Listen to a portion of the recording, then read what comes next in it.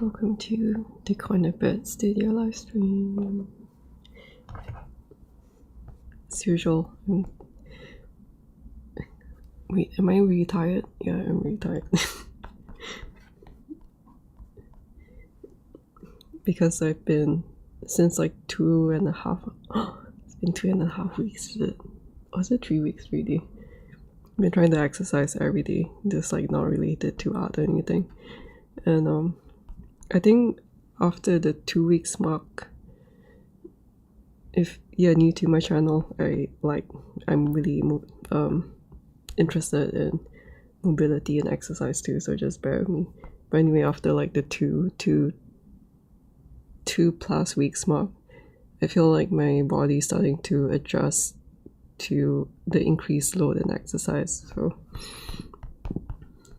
yeah, one of the good things that I don't know, somehow, like, I don't know whether it's like the new year or it's just like going through so much experiences, but I think I would credit this to just exercising way more than last year in terms of like the frequency within a week, and I felt like it somehow gave me a fresh perspective on this personal work that I'm doing. And I was really stuck on it last year, like super stuck. But as usual, like when I'm struggling with something, it's very difficult to talk about it until like succeed in overcoming the difficulty. It's not that I don't talk about the difficult moments when I am currently facing it, but this is one of them that, like, I just found it so difficult to progress the sculpt until I looked again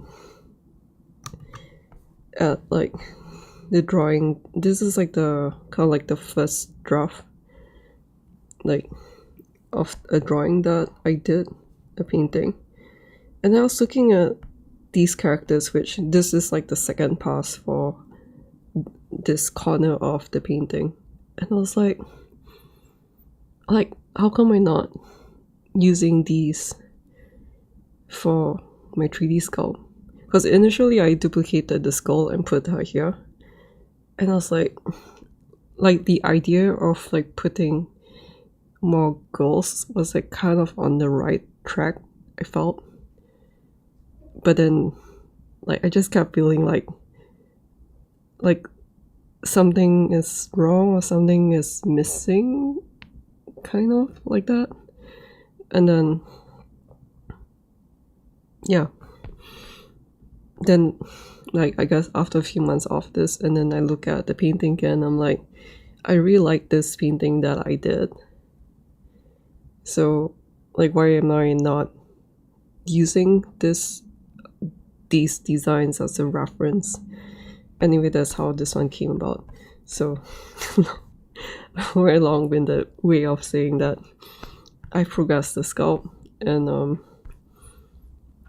yeah, something else that I did for this one compared to the last time that I sculpted this was that her hair was like, I think her hair was something like this previously, and it was really like bunched, like really bunched up, that it looked more like a helmet than hair, which I was also really stuck on. Yeah, it was just like I was kind of like getting really stressed over that I put so much time on it, but then it's like the more time I spent on it, the more it felt like, hello Danny. And then the hand up. And then I was like I don't want to destroy like hours of my life that I did on this. But anyway, long story short, I just extended the patterns, and so these kinds of things. I mean, as usual, like I always start my stream not with no plan in mind of like what I'm gonna do, and I realized that I haven't really talked about what I've progressed in this sculpt, so let me talk about it a little bit more. And so something that I noticed is that because previously the hair was like this, and it was a lot more dense. So, oh, actually the other side. So it looked more like this. I haven't really touched on this side yet because it's the hidden side at the moment. So it was more like this, but everywhere. And the way that I fix it, maybe I can do it on this one. How many is this? This one.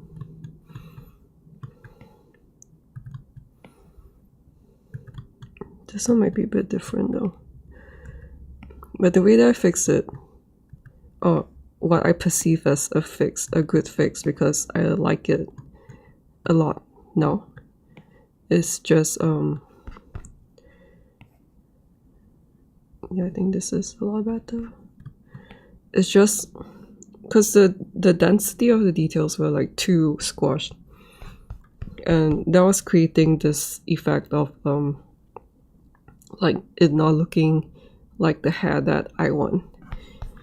Obviously it doesn't really look like a typical hair that is sculpted because of the designs and the intricacy of like all these things, but I really wanted to include like all these all these details, but I just didn't know what to do about it last year. And then this year, like I just spent like a few hours on it, like this week. And then when I started pulling them apart, that's when I was like, you know, like this light bulb moment, and I was like, this is the direction that it should be going. So this was like before. It's very mild, but then I feel like it helps to stretch out the shapes and retain this something like this for all these patterns, especially this one, because this one used to be like this short, I think. Wait, I just realized there's 3 that one, sorry. And then yeah, so I stretched this one out and it looks a lot better now. All of these are also quite rough right now, so I need to fix the shape a little bit later, but it's not like a high priority because there are like other things to do, like her whole body and all that. And then what I feel was like a really nice thing that I did was that because of how small every detail was, like there used to be a lot more geometries in between these, and like I didn't want to throw them away, so I just like scaled them up. So like they used to be like this, and then when I scaled it up, because it was like so high detailed, let me just, because they're so high detailed, when I scaled them up, they still look really good. Especially this one, like this used to be like here. This one used to be here, and it's like one of those cases where like I like it a lot, but then I felt like it was kind of like breaking the flow of things, and I really didn't like it in that sense. So I'm glad I didn't need to throw it away because now it's over here. So let me just fix this.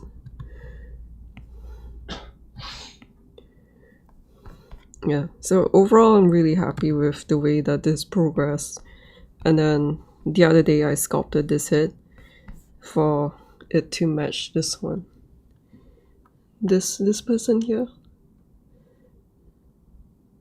Let me adjust the... So that one went really well. So I'm gonna break this up too. Hopefully I can finish. I think I should be able to finish what I set out to do today, which is to sculpt the other hand here and to sculpt this person's face, which I might fail miserably for both of them. But that's just what live streams are about. So yeah, so that's what happened to these things. And at this angle, I really like how this one is positioned. So this is kind of like the idea that the goal that I duplicated from this one to this one, which you can see in like past streams, or like even the latest, which is also already considered quite old, but the latest tutorial that I made for Nomad Sculpt, you can see like the goal. There's a goal over here that's duplicated from this one to this. So I'm using the same, like, what's that? I'm using the same position, but I think using these characters here, it just made a lot more sense for this one. So yeah, let's make this one. Let me bring out.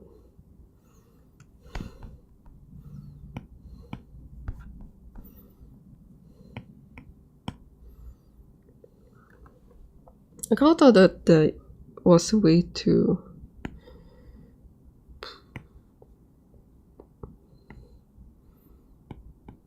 I thought I can do more than 4 lights actually. But I think it's fine.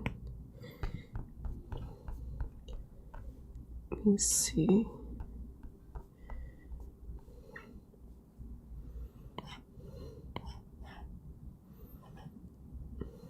Let's just increase the environment exposure so that I can get like even lighting on the backside. So something that I normally do when, okay, this is like officially where the hand sculpting starts.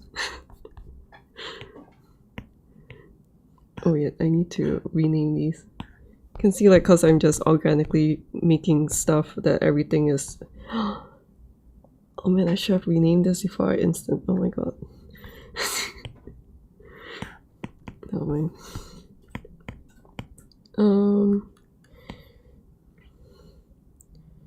I think something that I am not a fan of with, like, I guess apps in general and iPad is that you can't press the F2 on the keyboard to, like, if I do this and click F2, like, I can't use it to rename these things. I'm not sure whether there's like a hotkey to enable me to just like click on this and then rename this. Like, I wish that there's a way to do that. But so these hair strands are all like instances of each other, and I should have renamed this first before I instance them. Then that way I don't need to rename 12 pieces. Do you ever 3D print? I tried it once with like through a service in, like, oh my god, was it a year ago? And yeah, that was my only experience with 3D printing things. It's quite fun, but then it's like making something like this is quite expensive really. So it's like the thing of like trying it once just to get the experience of it, and then I'm probably not going to do any 3D printing things like anytime soon. Just because of like how like how much work it needs to make it printable. Cause like, let's say if you have this arm here, like the issue is that if I print something like this, it's like I probably have to make the key and lock thing, and then like the guy who I hired, not hired, but like I sent the file to, and then he has a 3D printing shop, and then he helped me print. He was telling me about like how to save costs to and like how to make, like very briefly, just like how to make the attachment, like why I need to do it and all that stuff, like to save the cost of printing things. And like I can see if you print like something like this, or if I create a 3D model like this, it's gonna be really quick and simple for me to do like the different parts so that I can assemble them after I get it from the person. I can send it down. Like it's very easy to like send, I mean not easy, but it's a lot simpler to send like things like this down and then get it like done. But like for things like this, I think it's kind of like out of my expertise, and like I can spend the time to learn it, but then I'm really like struggling to find time to do everything else that I want to do. So 3D printing is like something that I've done really, and then I'm like, oh cool, like that's a very cool first experience, and then I'm probably not going to do it anytime soon. So when it comes to the hands, let me go this. Let me just rename this to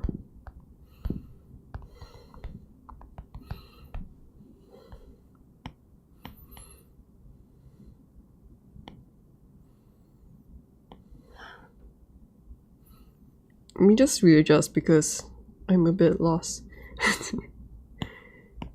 Let's see. I don't know, let's call it something first. This is the body. These are old ones. So these are the old ones.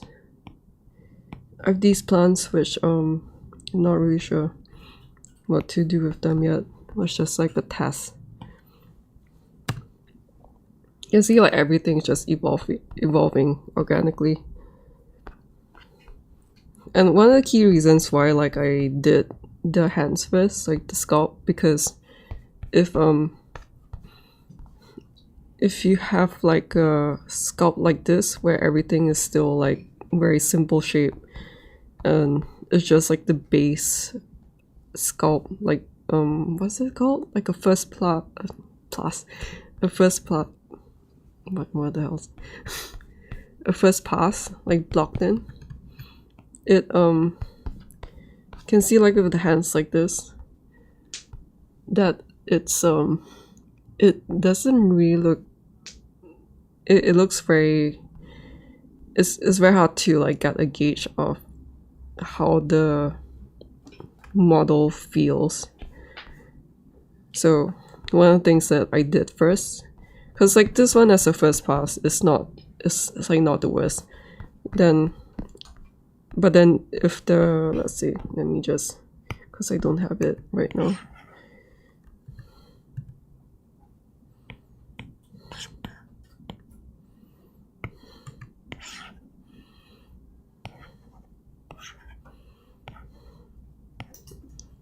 So imagine that the fingers, the hand was like this. The thumb is on the top. So if the hand was like this, it's just, it's like, it kind of like breaks the visual aspect of the whole sculpt, if you understand what I mean with that. So like this one is really quite detailed and quite done up, and when you pair this together with something like this, it looks quite jarring. So that was the first thing that I decided to do this year when I got back onto this one.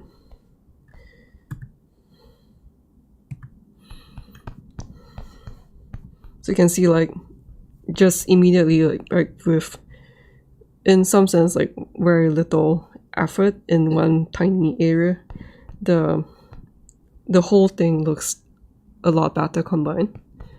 even though this, like all these things are still the same things. So that's kind of like how I approach with my sculpts, where like once like one area is more done and I can move on from it, then I target like the next thing that kind of like stands out too much from everything. You can see like the back of the fingers is still like not done yet because, yeah.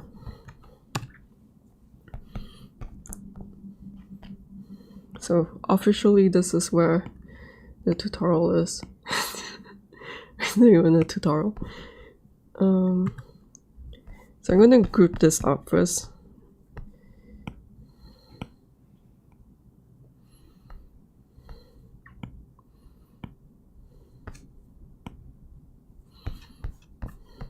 So that I can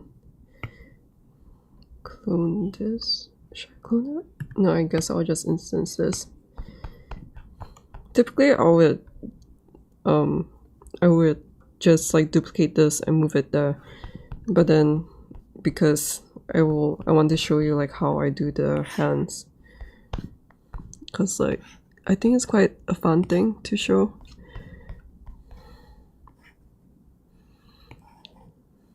That's why I will start from fresh, but then I am still going to bring this over just as like a scale reference, because I think I adjusted the palm quite a bit.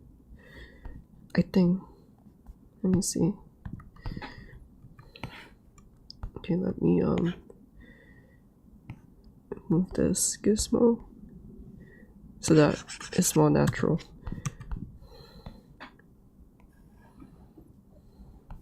I don't want to block the light.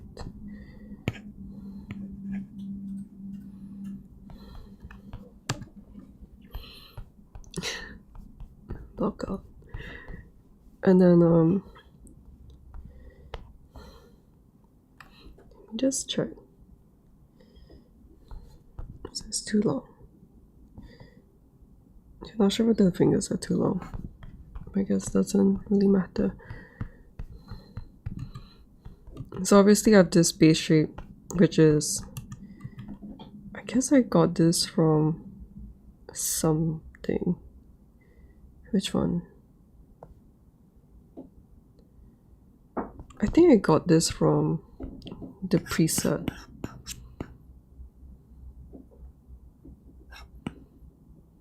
Oh, I just realized that. Let me see what this looks like.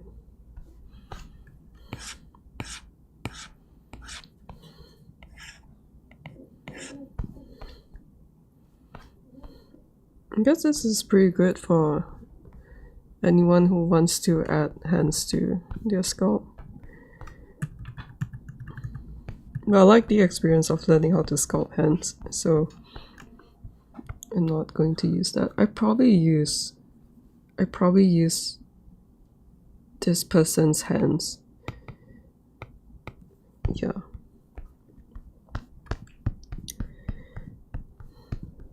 Yeah, I think it's that person's hands. So if you want to... Did I adjust it though? I don't remember, it's been so long since I opened this one. So... But I think it's that person's hands. So there are a few pieces like this. And what I like to start out with first is to make sure that the gizmos are not like really off like that, or even like this, because the gizmo, like, it's not really, I don't really mind like where it is, because like I can just organically move them around. But if you are not used to sculpting hands, like just try to make the whole process like as smooth as possible. And one of them is to make sure that the gizmos are roughly at the correct place. And if it's not, then use the pivot to adjust it like this, like that. And then I like to look at all the 90-degree angles to, like, let me just show you, like, if this is off like this, I can go to the front view and be like, okay, this is correct, and then side view, and then I'll move this here, and then I'll look at this one and then move it to here, then look at the side view again. It's just like back and forth until when I get to the moment where rotating all around gives me the correct position. So that's what I like to do to move the gizmos around. And then I start the rotation, fix the rotation like this, and then bring it down a bit. And this is the gizmo for, let me just undo it. And that's how I adjust gizmos for even things like this, because this started out from a spear. So I think the gizmo is a little bit off, you see, like that. So the spear used to be here, and then I dragged it out like that. So I'm just going to fix this a bit because I haven't fixed it. So I'll look at the side view, and when I say side view, it's the side view of the object. Oh, I hope that you have a good time at work. Bye, Danny. Thanks for tuning in. And I'm glad that you have fun too. I'll see you in the next one. And then, so I'll look at the side view. And like I say, when I say side view, it's relative to the object that I'm looking at in solo view. And then I look at the front view. And what I consider as the front view, I'm looking at this section here. I'm not looking at this. Like, if I want to be like super accurate, this would be the front view for the whole thing. But in this case, because this shape is the one attached to her head, so I'm just ignoring this part, and the front view is this one. So it's really like, it's just up to you what you consider the side view or the front view, or what is easier for you to look at. And in terms of rotation, I think it's not too bad. Can adjust that a little bit. And I think that is good. Just make sure to get out of pivot mode to access the gizmo again. And I guess because these were instances, but you can see I should have like fixed all the gizmos before. Actually, no, not really. You can see for this one, because I shifted the hair more to the right side, that the gizmo is really off like that. So this one will be a better example than the previous one, because it's really off. And the hair is attached to this side, so I'll keep that in mind. And now I can rotate the first, like it really doesn't matter. It doesn't matter when you're used to it. Just do wherever that is fun. So something like this, look at how it attaches to the head, because that's kind of like what you want to adjust for. Like, you're not just trying to adjust for the object. I'm trying to adjust this to make it easier for me to rotate this or scale it based on the attachment on her hair, on her head. So something like this. And then I'll look at the individual view. So you can see, like, even though I was saying that, oh, the front view, it should look like this. But then when I look at the placement on the head, I'm like, I want the pivot point to be here, so that when I adjust the hair like this, you can see that it's moving according to what I want it to rotate at. The same with this. You can see how much easier it is to move this around. And if the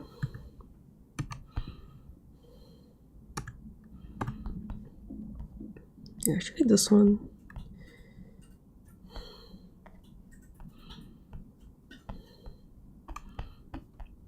you might want to adjust this one a little bit.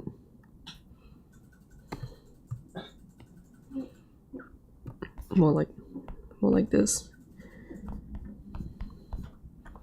So yeah, it's a lot, I hope like it's a lot clearer on like a bigger object than this. I mean, clearer on an object with like really messed up gizmos. And it's really easy to adjust gizmos, like once you're used to the whole process, and make sure that you break like things down to small steps, like adjusting in the 3 different views first, and then adjust the rotation in the 3 different views, and you will end up like you can't really mess this up if you just do it step by step, and you get a really nice gizmo placement like this. So I think in this case, something that I like to do is to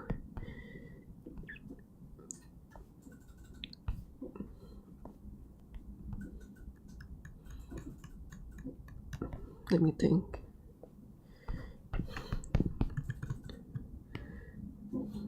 I like this pose like this hyperextension.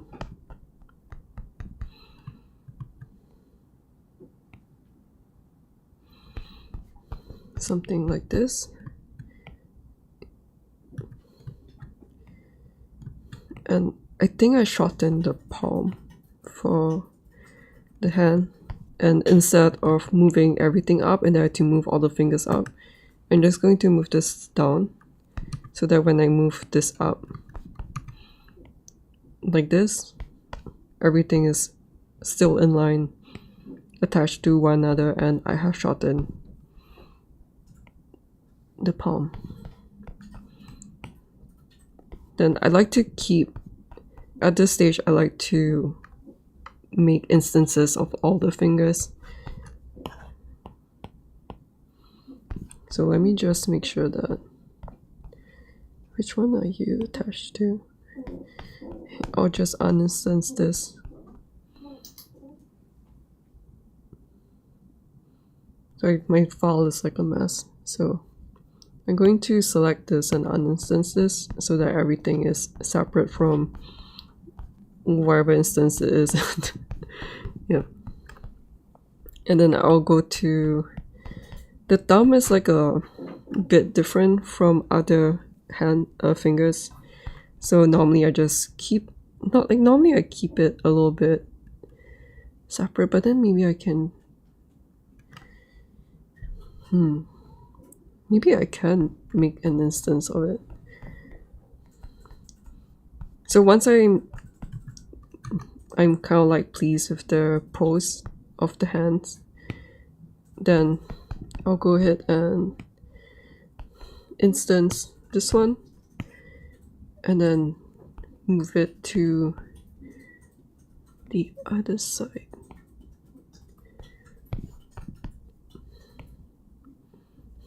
So for a middle finger, normally I would scale it up a little bit like this, so I can delete this one.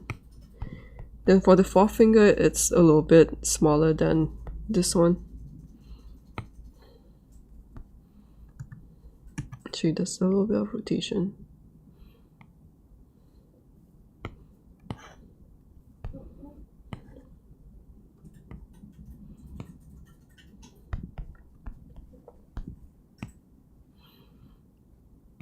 Or it can be the same size.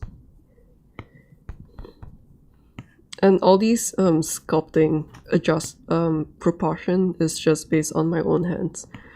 So you can look at your own hands and see whether or not you have different proportions and whether or not you want to include that to your own sculpt. Because that's kind of like the fun of sculpting your own things. Like you can sculpt things to your likeness. So I have this one, pinky is like a scaled down. Let me delete this too. A scaled down finger of the index, and I can just instance this again and move it to this point like this.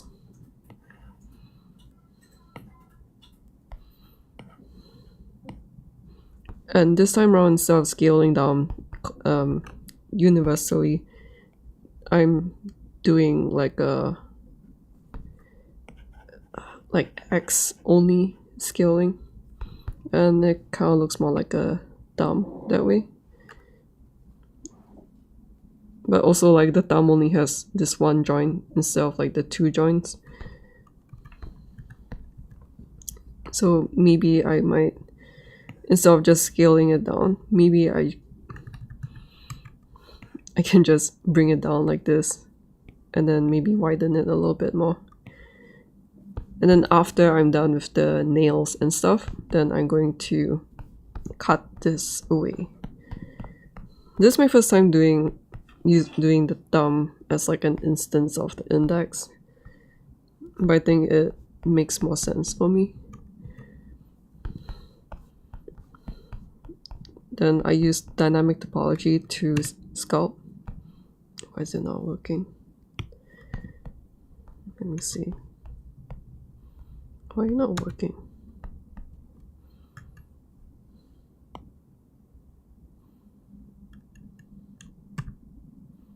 Oh, okay. So I normally use dynamic topology, and I like to bring this. I like to bring this up here, and I'm just going to remove like the weird like mesh lines on this. Maybe thumb can be a little bit thicker like this. The thumb will look really weird right now. And then let's look at the proportion.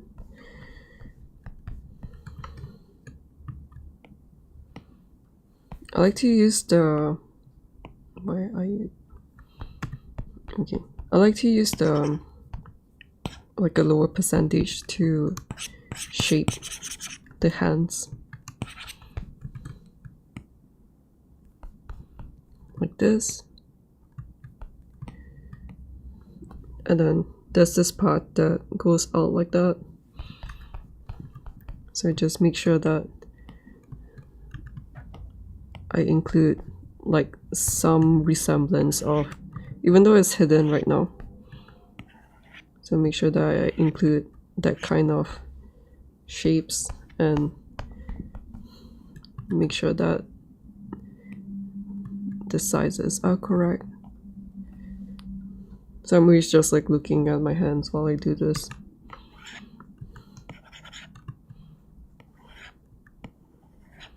Still working with a low topology. I mean low resolution, and it's fine. Let me check the screen.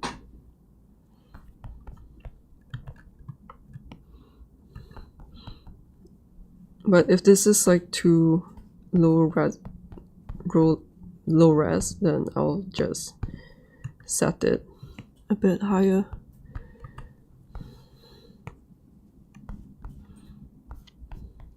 Wait, I forgot. I wanted to do like a, oh wait.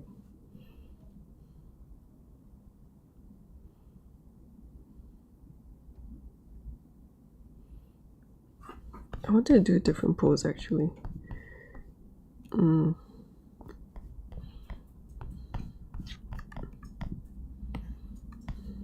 That's okay. I'm really working on this now. So I'm going to do one band finger just to show you how to do the band fingers later. Wait, should I just adjust this? I completely forgot that I planned to have like a different pose. got everything just going crazy. But I think it's fine because this one is the easier one because everything is straight right now. Then later on I will do the harder one. So when I get this basic shape, the next step usually would be to block out these. And honestly, I don't really know what I'm doing, so as usual. So I'm just going with the flow of this. So I normally cut things like this. Actually, why are you, wait now. Oh, I see, okay.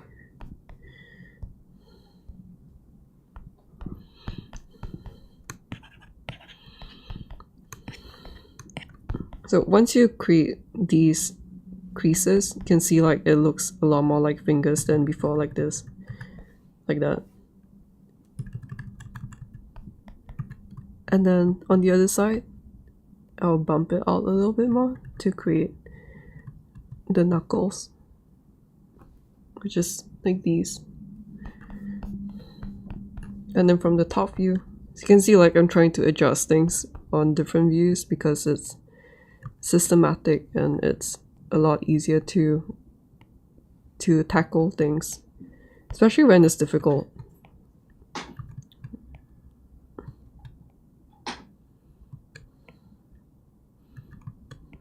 I find the difficulty for this is that I have to talk through my steps.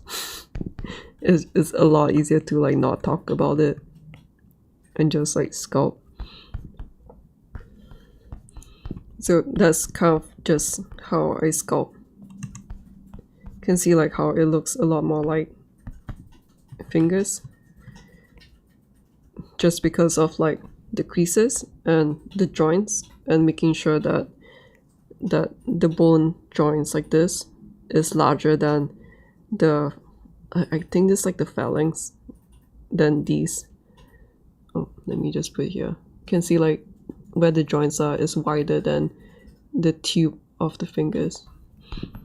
So that's what I look out for to quickly sculpt fingers like this. Like just those very simple steps like that. And then make sure that the rotation of the fingers are correct.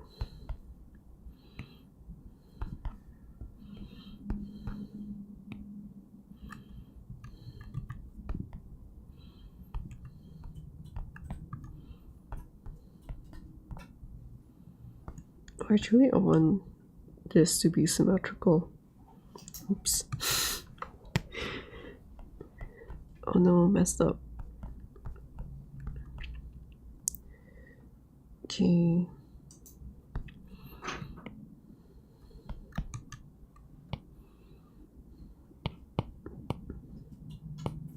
Wait, did I use symmetry for this? No, I didn't. You know what? I don't use symmetry for this then.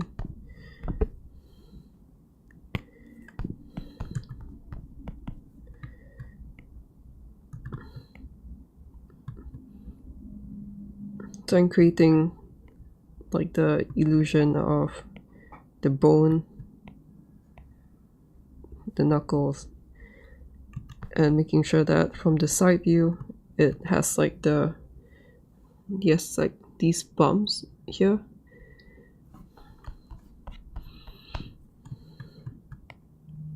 And also the finger pads, this part, this curve here, like that.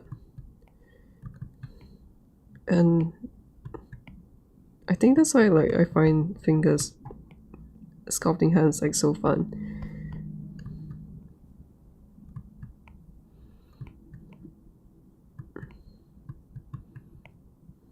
And because we instance the different fingers, like immediately all the fingers are sculpted. Like with this one, I can't remember like that I should do that when I was working on this one, because I kept working on like one finger and then the other fingers are like not done yet. So I ended up just like stupidly and slowly just instancing one for the next one, and then I'm like, oh wait, I should have done it for this one too, and then it just kept repeating. Then for this one, because you can see like how the scaling of the fingers can really create like the illusion of like the sometimes like the basic blocks of the different finger sizes. And then the next thing would be to increase the resolution for me so that it doesn't look that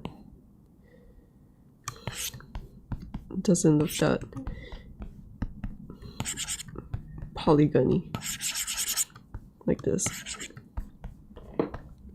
And for the back of the hands, you can see that there are these lines here, and depending on, so the pose I'm going for is more like this, something like that. So I'm going to create this nice curve like this. When it comes to hands, like I like these kinds of subtle expressions, and I don't like to like over express it because it looks very tacky when it's like overdone.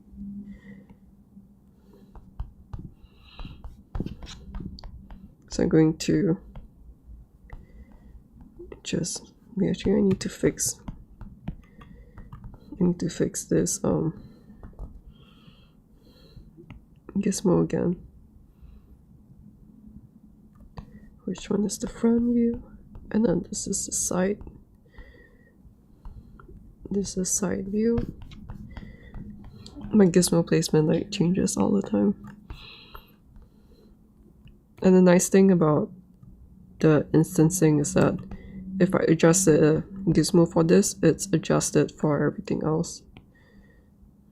So let's make sure that the angle of the fingers are correct and that I'm making this sort of shape.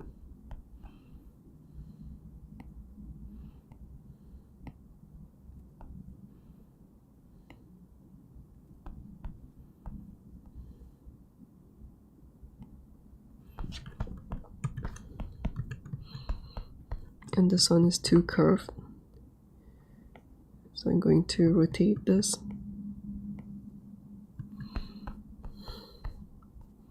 Something like this. Then now is the time that I'll create a fingernail, and the fingernail is kind of like the steps I take to do a fingernail is kind of pretty consistent by now. I learned it from a ZBrush. I watched like a ZBrush summit on someone doing like more I think like more like Disney animated style or DreamWorks animated style kind of human proportions, but then which is not like this type of things that I like. But then the tip on like how he sculpted the fingernails or modeled the fingernails is really good. So I've been using that ever since, and that is to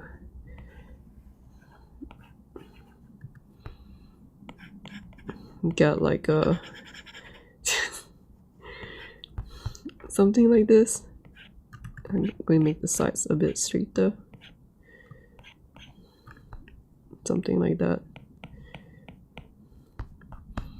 It'd be a lot easier if this was done with like better quartz polygons. And when I'm happy with this, it doesn't really have to be exact because I can just adjust things on the fly. Then I'll invert this one so that I get this, and make sure that it's not going like it's not doing this. We just want the fingernail, and then make sure that when we go into the gizmo tool, the gizmo is aligned to the fingernail like this. something like this, and being right in the middle like that. And then we want to rotate it out like this a bit. So you want to make this rotation, a very slight rotation, and extend this out a little bit so that it creates like this. Sure, I'm not really sure whether he did that, but I've been doing that ever since. Kind of forgot like what his steps were. But it creates like this indentation in this one, on which is quite defocused right now. But it creates an indentation here, and it creates the extrusion on the ends. And obviously different people have different fingernails, but you can kind of use this guideline to create. So I'll adjust it until I'm pretty happy with the base shape like this. And then I can clear the mask. And we have this finger, you can see. Because we instance everything is done. And with smaller details like this, because I was working on the larger details just now. See, why is this so lopsided?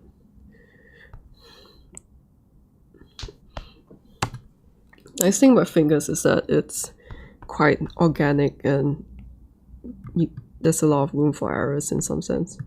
So even if it looks very asymmetrical, it's fine. Then because I'm zooming in now, I'll probably go pretty high detail. Get more get more faces in, and then I'll just like draw in a bump over here. Dude, this is too much.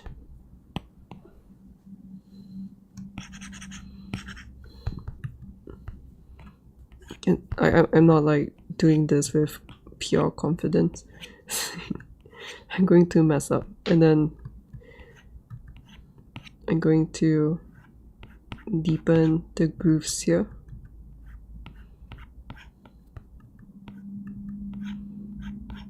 I guess it's quite cool that I'm not messing up right now. So I'm happy with that.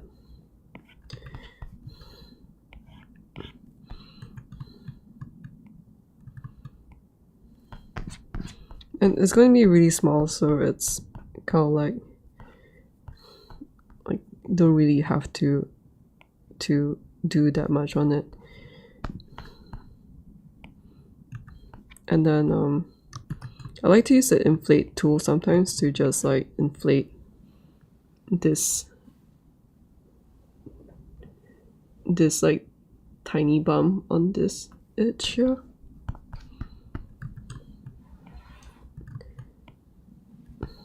Something like this. And then I'm going to adjust this one, make sure that the oops.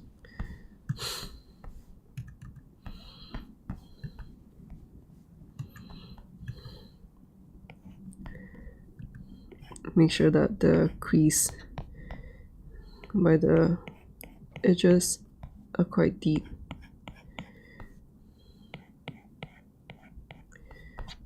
Like this. And then I can pull out like just the fingernail out a little bit more. And just using the crease brush to cut in a little bit more. Like this. It's not the prettiest nail, but then it's like it's serving its purpose.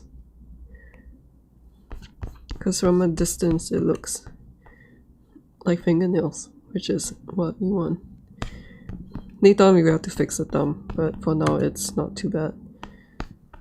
And then make sure that from the different angles, one thing that will make like fingers look really not finger-like is that if you're not worried about the shape of the tube, like this. So like let's say if it looks fine over here, but then when we rotate it, it doesn't look like a solid tube like it does with this finger when I rotate around.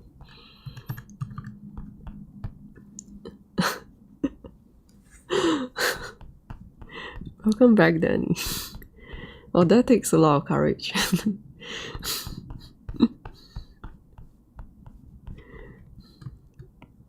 I'm glad that you have your priorities straight in life. Hey, welcome back. And yeah, so that's what I'm constantly looking out for when I'm rotating around the fingers, when I'm like working on the nail and I'm like working on it at a different angle, and then I spot something that is a little bit off, then I'll adjust it until the whole tube looks correct, more or less. Then the final thing is to just like curve the fingernail a bit.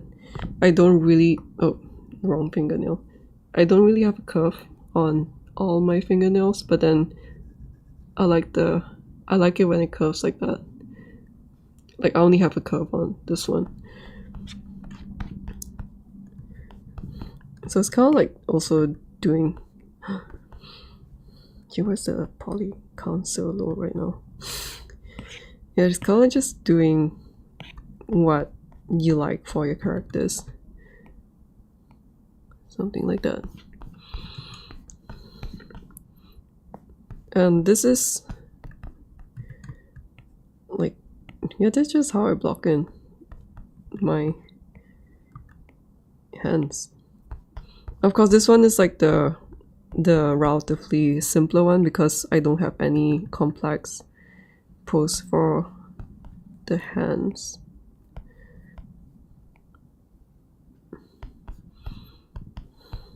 This one's too thick.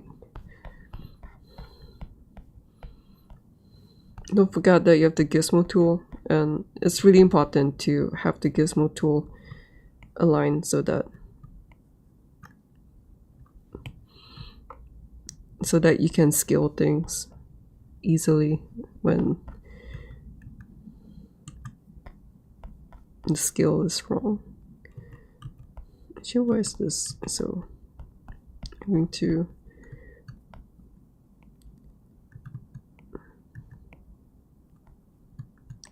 fix the angle of this position.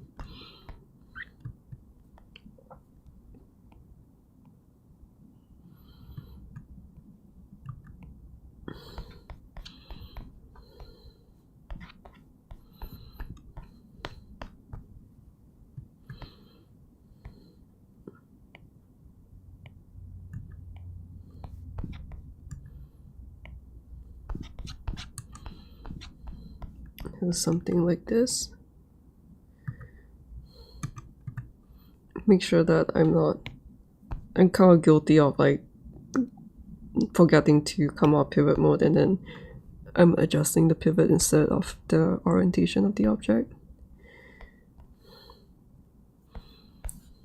So around this time, I will still keep things quite, yes, I think I'll just still instance everything for now. So you can really get away with quite a lot of instancing with this.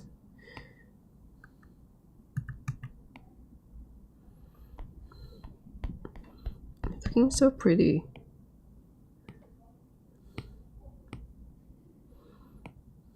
Except for the thumb.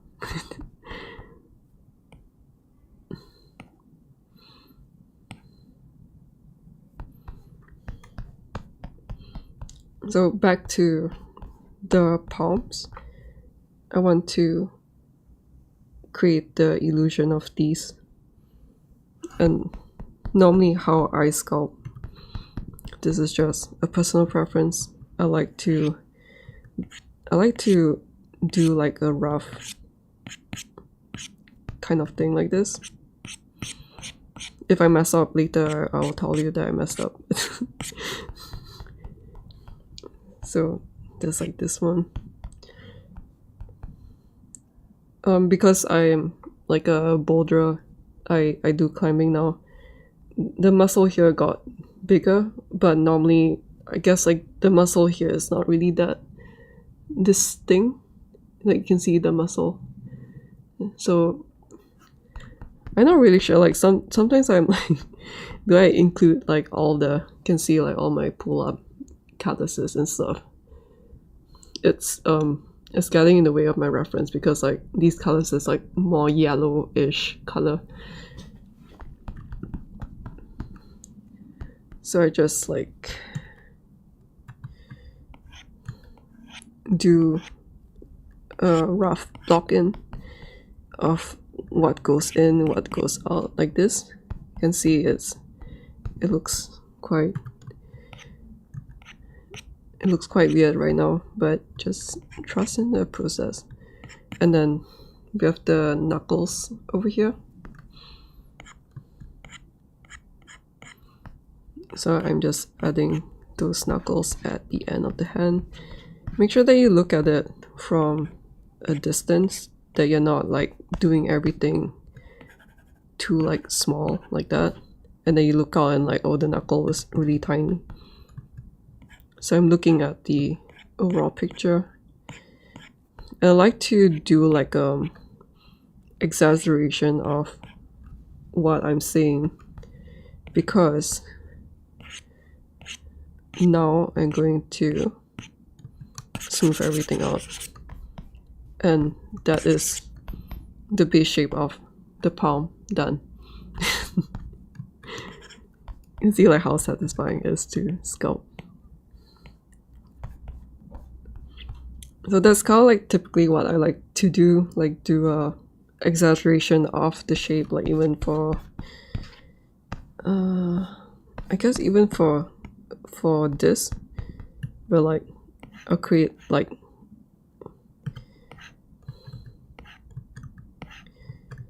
I'm just going to do it here.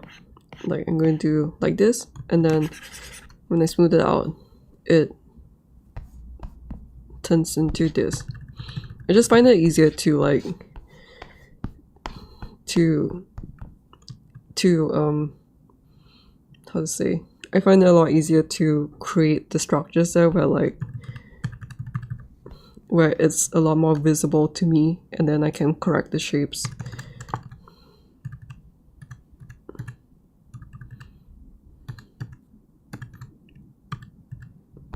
Making sure that I didn't do any weird stuff to other things. And then this one is wrong.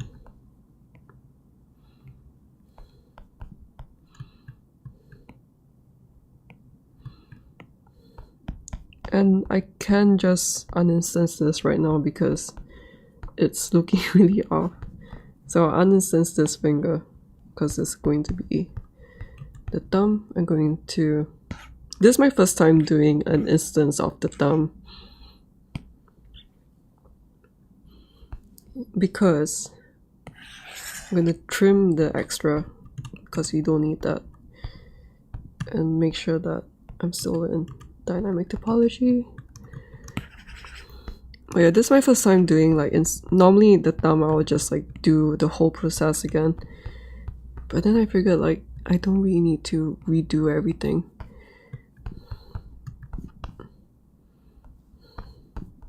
Otherwise, okay.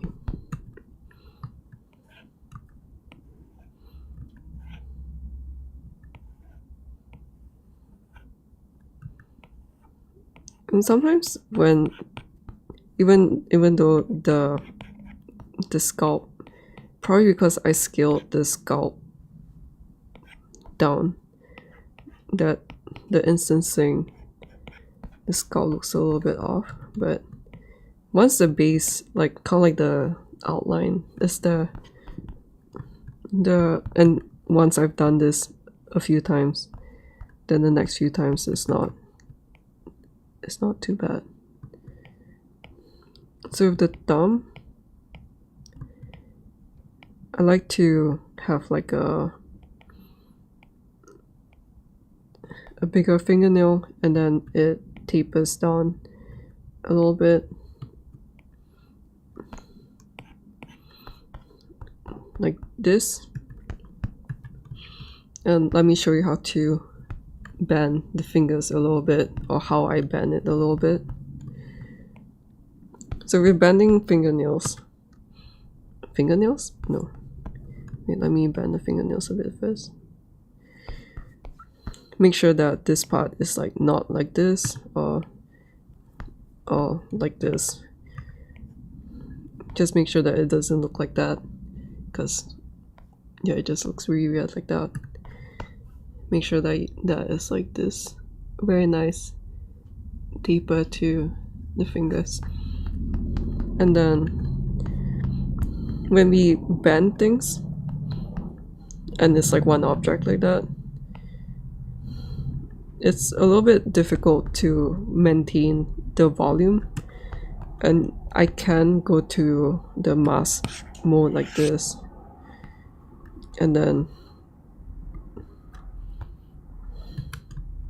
rotate the thumb like this. Like this is one of the ways that you can bend fingers, although I don't want to bend it too much. And this is doing things organically. Like I'm sure that there are many other tutorials on how to do these kinds of things, but like in the like more systematic step-by-step modeling process. But I'm here to show you like how I do it on the go.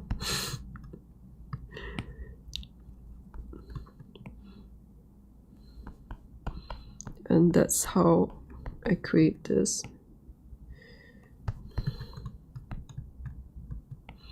This one may be too big. And when we bend things like that, it'll create all these artifacts. Then I'll just smooth them away. And when we are bending shapes like this, we have to correct the crease. You can use the crease brush to draw a crease again.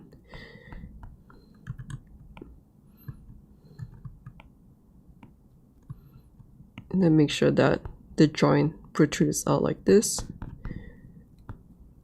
and also protrudes out on the side.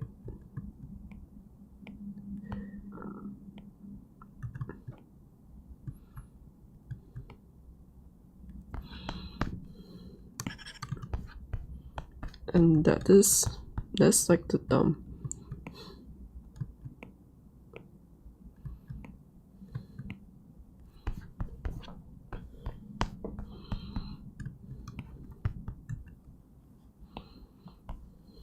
If I keep experiencing my like details becoming low resolution with dynamic topology, then I just increase the resolution. Oops. Then I just increase the resolution and focus on making sure that this one looks fine.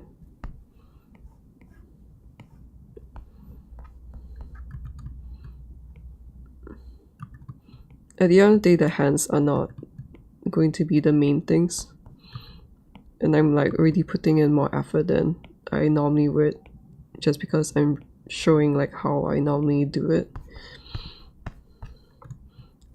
But make sure that constantly adjusting the angles like this, and then you can see like there's this unnatural bump here. With a small brush, I'm just going to drag things like that. This side is fine.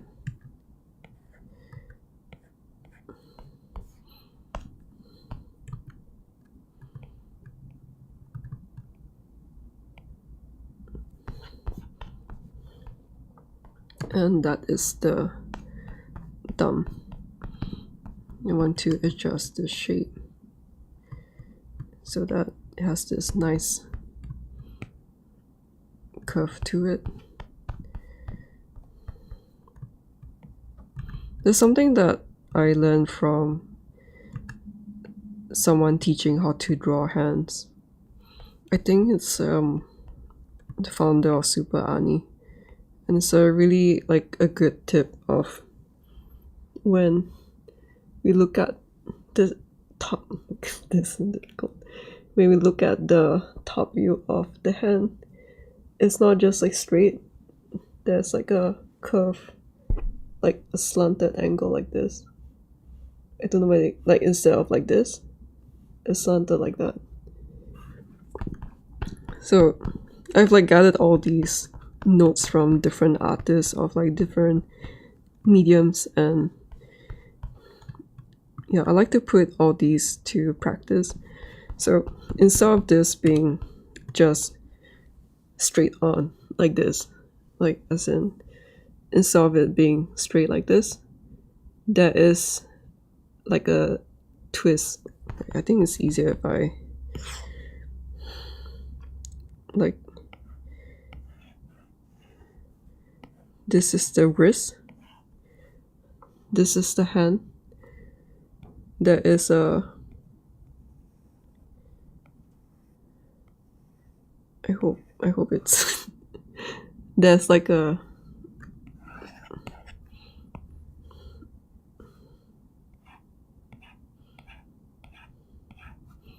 oh, the drawing turned out fine. There's a little bit of an angle twist, so I like to think of, actually I want to save this. So there's a little bit of a angle change. Make sure that this part is fine. And this is something that I talked about in my previous stream. Was it the previous one?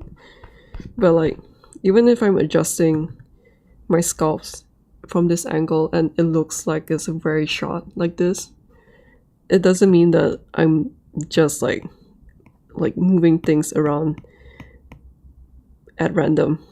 Because if I do that, you can see that there's like all these weird adjustments on the hand.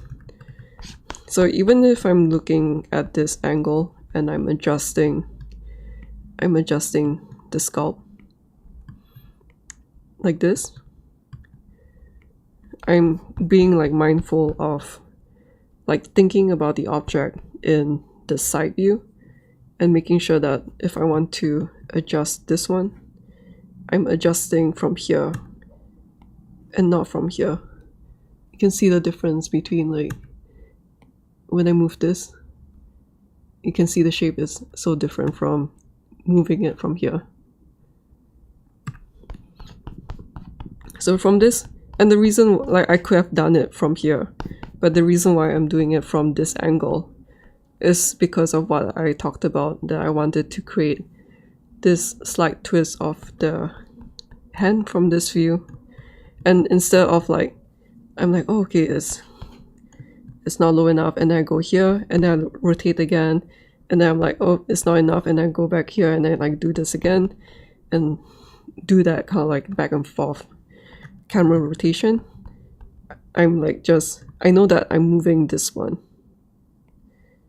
and then I'm moving that, and then when I rotate, it's the correct angle that I wanted to do.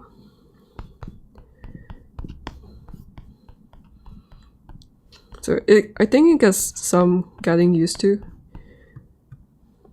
like try to think of things in 3D space, especially when you're at the angle where like everything just looks so like everything looks the same from here.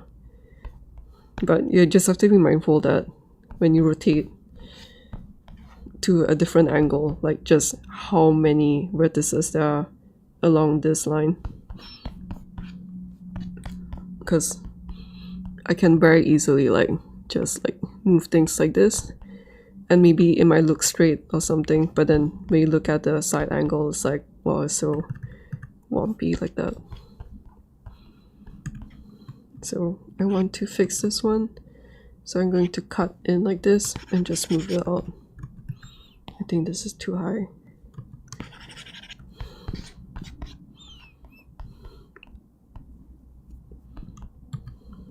When I'm working with Nomad Sculpt, I like to use the real-time lighting and rendering to just like look at how my sculpt looks like. So this is the matcap mode and this is the lighting.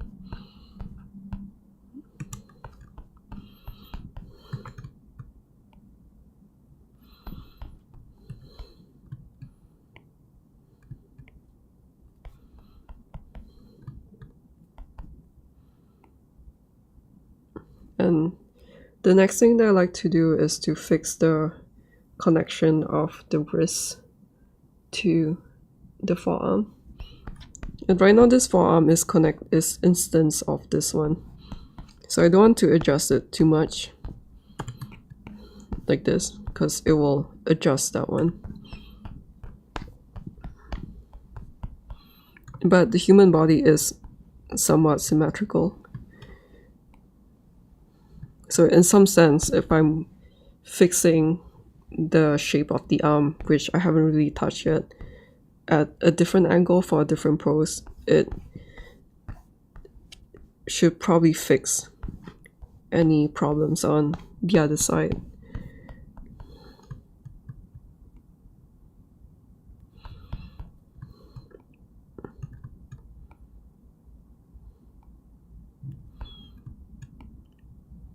And you can keep the objects, the geometry separate.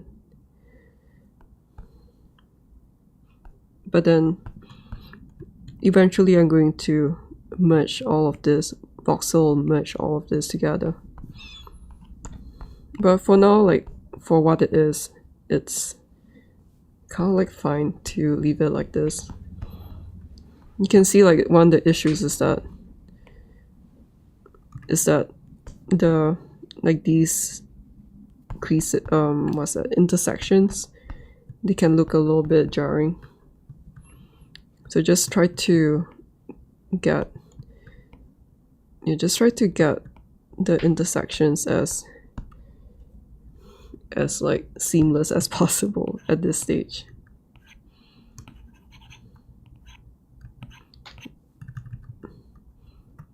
So I'm pulling this out a little bit to create this line like that.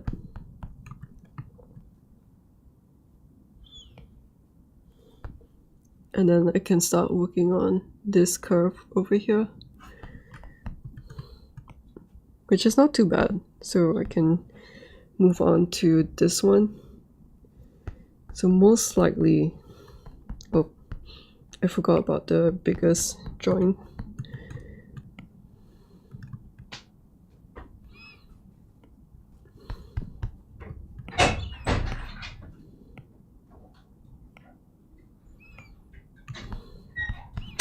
Make sure that the areas that are hidden are not like super weird like that.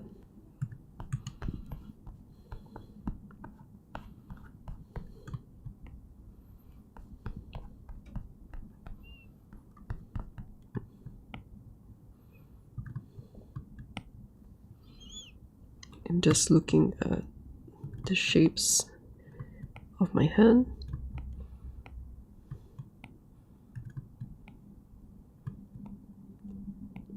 On Twitter and on Threads, I'm always like every day I post something that I learn with my art. And one of the things that, oh no, I just forgot what I learned.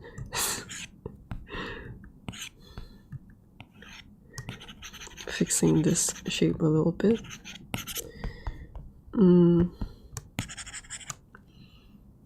Oh, like something that I like about, I think I mentioned like something that I like about sculpting hands is like I can just look at my own hands like this. I don't need a mirror, or I don't need a lot of things. Like I just look at my hand. The only time when I'll take pictures of my hand and like take pictures and use it as the reference is when it's just like physically impossible for me to like rotate around, and then like, yeah, I just need to take a selfie of my hands. But in this case, this is like a straightforward hand thing. I want to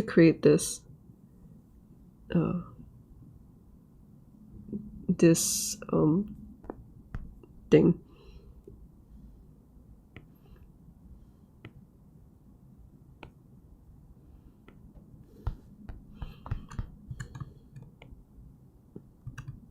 Can push the expression a little bit more, but not too much. Then make sure that now I can focus on the side of the palm. It's like it's pretty systematic.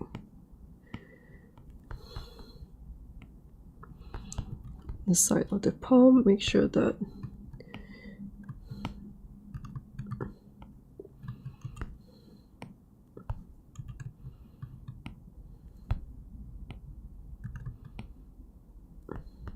not too off. I feel like one of the important things when it comes to sculpting hands and sculpting the palms, sculpting the fingers, is just like making sure that the volume of the different areas, like this part of the palm,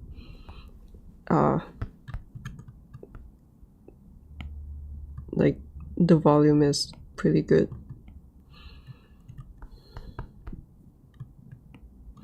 And then look at this side. It's not really that important because it's hidden, but I do want to have just like the basic structure, just so that it helps me. It gives me like more information to know that, like, oh, this side looks good, and so the shape is correct, which will help me find like the correct shapes for the other side sometimes. And then this part, I haven't filled up this part yet, this web area, so I'm going to do that.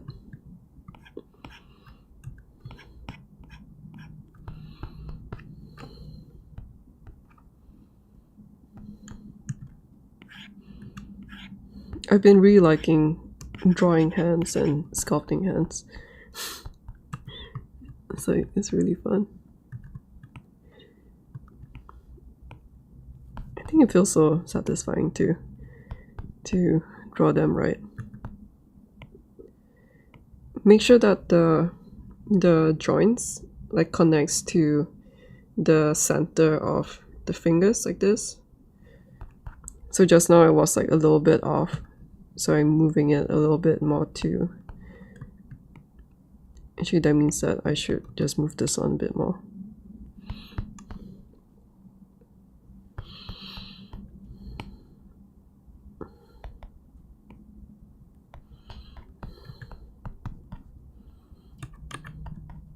Sometimes the macropad view will be a lot easier to look at. Like in the case of this hand right here, it's really bright, so it was easier to sculpt in the PBR mode, but then it's getting pretty dark in there. And then I'm going to draw in this part, bring this out a little bit. I'm making sure too that I'm not having like very unnatural curves like this. Like I want to have nice flowy curves from all angles.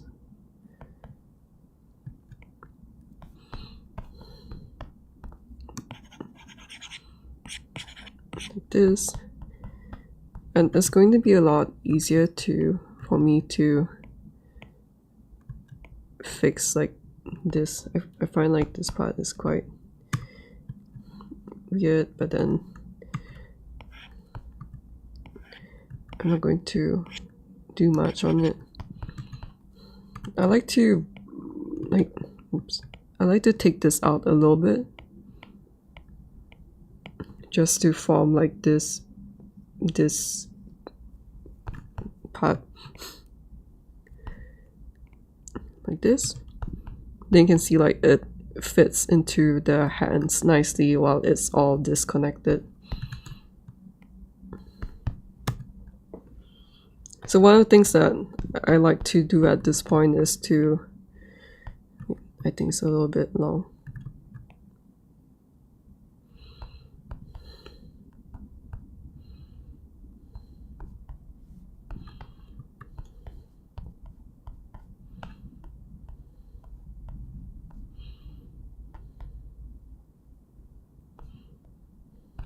I think it's a bit thick right now.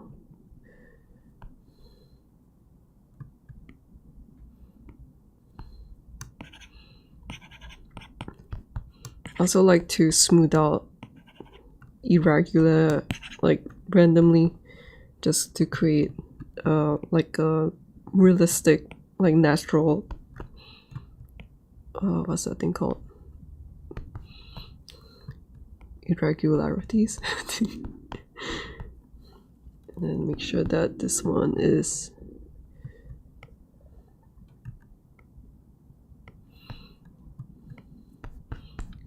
so at this point, like from a distance, it's not too bad. It's actually a bit too big, I think.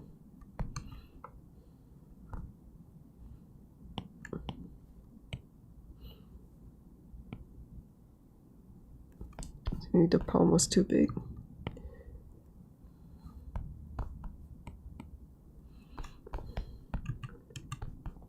And maybe it's a little bit too manly right now, so I'm going to smooth out a little bit more.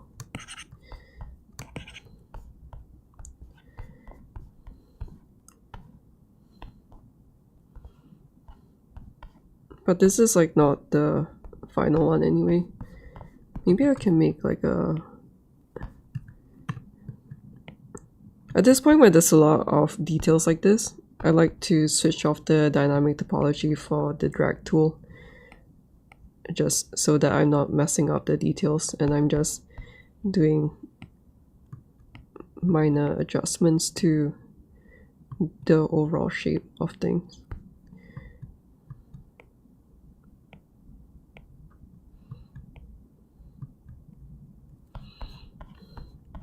So it looks a little bit less, it looks a little bit more delicate like this, where the stuff are less like up and down. And I have this hand right here just to make sure that I'm not like super off in terms of the size of the hand like that.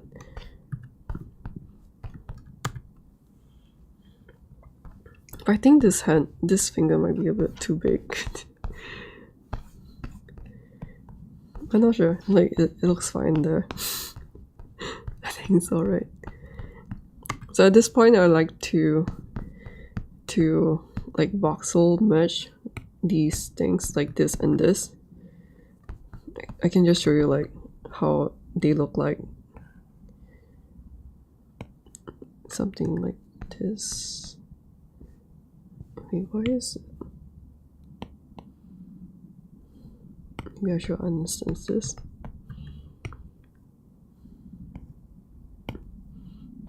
And make sure that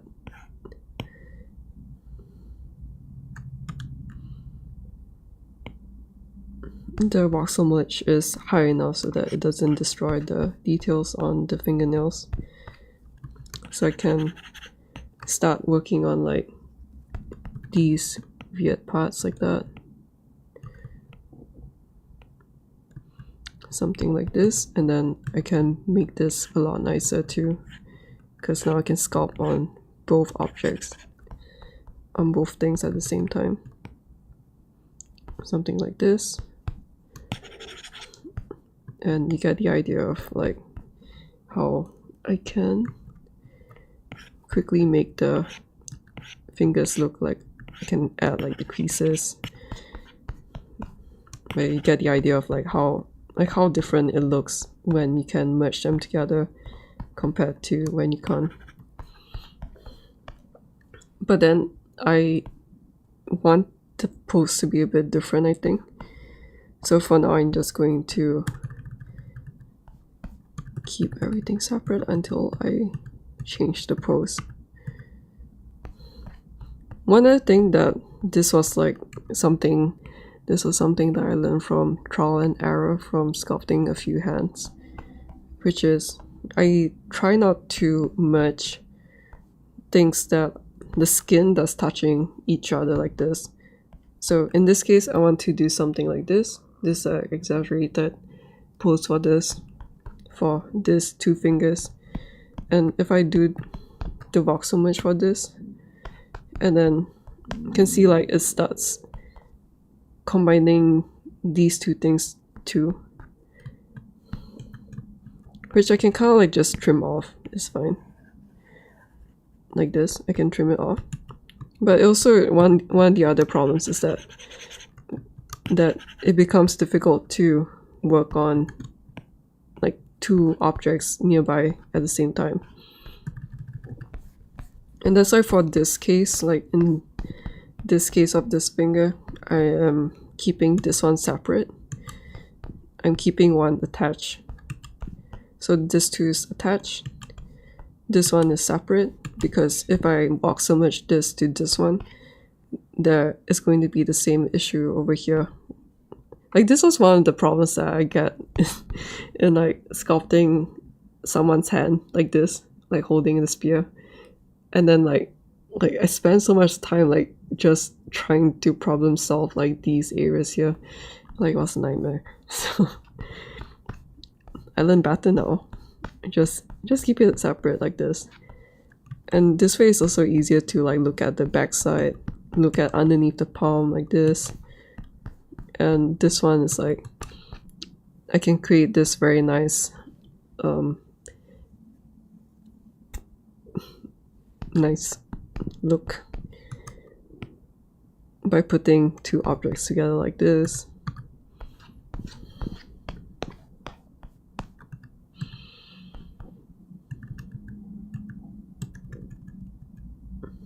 So that is my rationale for how I choose. That's how I choose like what to voxel merge and what not to. For this case, because the pose is like this, the thumb doesn't have like a visible, what to say, like it doesn't have a visible separation. So it's a lot better for me to just voxel merge this to the palm, so that I can work on this thing. For these 2 fingers, like I'm not really working on the back really yet. You can see like the nails are not really done yet. So like even if it looks like this, I should fix this. I can make sure that the paint is correct first, like that. I think this one too, the paint is a little bit off, like this. So eventually when I fix the forearms, then I'm going to probably just going to connect them together. Or maybe I'll just leave them alone, like I don't really need to connect them together too. And that is the hand done. Oh, and now like to the fun part, I can start painting on this, which is, I like to use the texture brush, which I always mention, like even in my macropad video. It's just a brush, like the paint brush, but then I choose this texture right here, and that is enough to scatter the paint. Let me just, yeah, right? Make sure that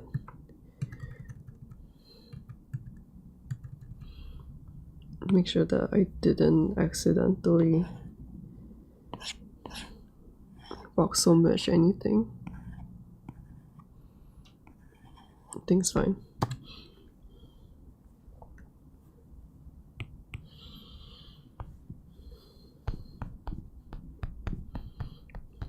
Something that I am not really a fan of, but then it is a thing.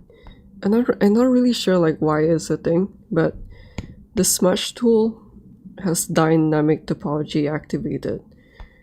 So you just have to keep that in mind when you use dynamic topology, that let's say I want to paint, let's say I'm painting this like that, and I want to use the smudge tool to like create a nice even base. Just remember that the smudge tool has dynamic topology activated, so I just have to remember like each time to switch it off. I don't think there's a way to like set it off permanently, and I'm just gonna guess that it's because a lot of people use it with dynamic topology, so it can't be helped. So I like to use the texture brush to create these kinds of paint like this. I guess I can make this right there.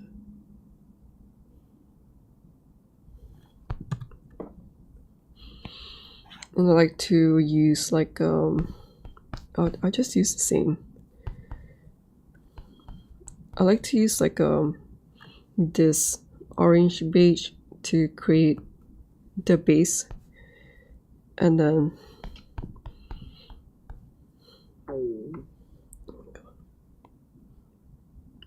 use like the red, like a reddish paint to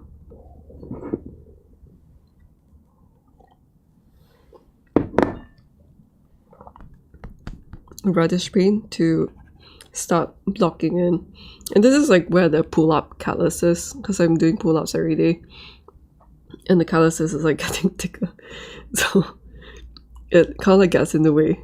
But there's like some yellowish tones to like these areas. I just ignore them, but you can see like the creases have like more reddish tones, and then I use that as like a guide.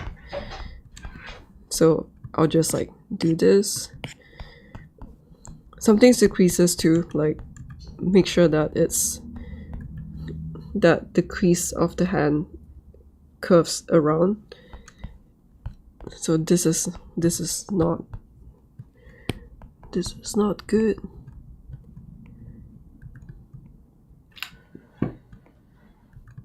So make it a little bit more like a wrap around.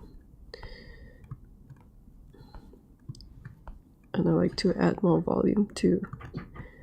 It's like very subtle changes that will affect like how the fingers look quite a bit.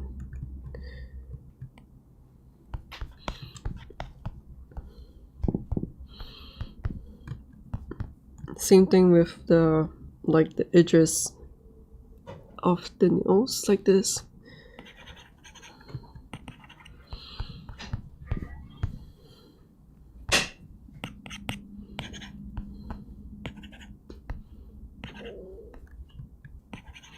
And because these are instances, oh shit, no, I forgot that I uninstanced this. I should have undone.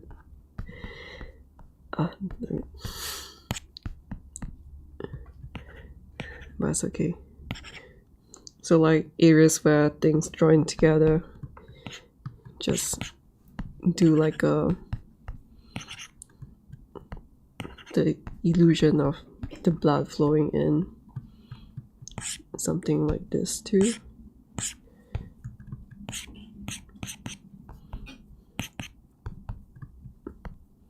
You can see how much more alive like these things look. I think the thumb is a little bit long.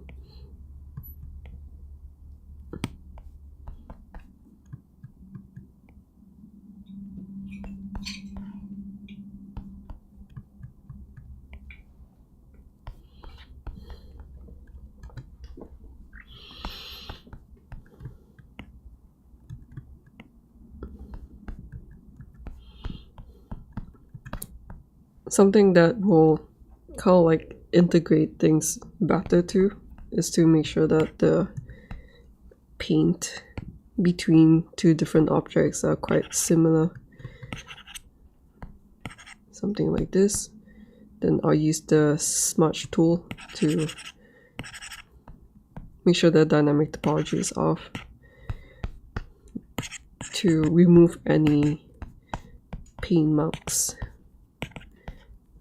something like this. Make sure that the creases of the fingers are not looking weird. And then I'm going to use the texture brush again to just like go like over the finger pads like this.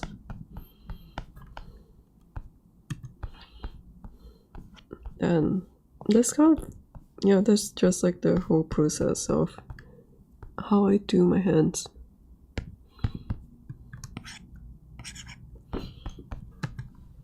Also be mindful that if you're smoothing things out with the smooth brush, that it also smooths out the paint, which in this case like is totally fine to leave it like that. But then like let's say if I'm smoothing her face or like the lips and I've already painted her lips like this, if I smooth this out, oh wait, that's not, yeah, if I smooth this out for whatever reason, then the paint will also smooth out. So normally I would do the painting, I can't like do it in 2 steps, like because I like to see my things, my sculpts in color like almost immediately. So like this hand is like not done yet, but then I'm already going at it with like a first pass paint. Then when it starts flashing out for real, then I'll go for like another pass. Because like when I was working on this palm, I was smoothing it out a lot and like correcting things a lot. And at that point, all my paint just like like flattens out again. So like on average, I think I do like two different passes of painting. So this part is still really beigey. So I'm going to do like this. And then I can do like that.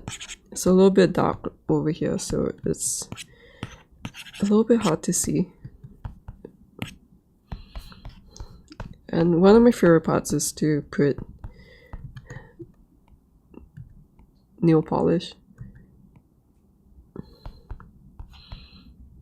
I'm just making sure that it doesn't look that off, because I don't spend so much time on this one too.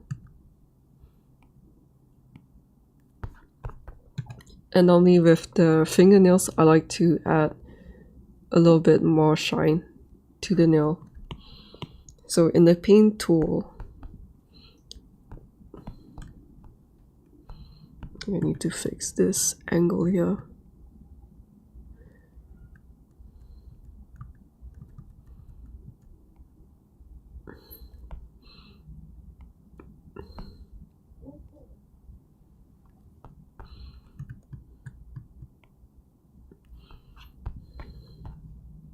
You can see I'm making very subtle changes to the sculpt, and I feel like that's what makes nice hands. So the fingers, I like to do like let me choose a blue nail polish, something like this, and I'll make it shiny. Maybe I'll add more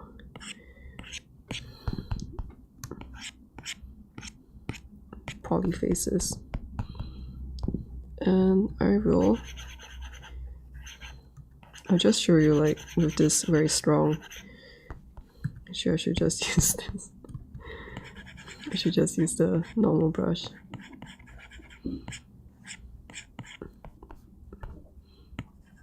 And that is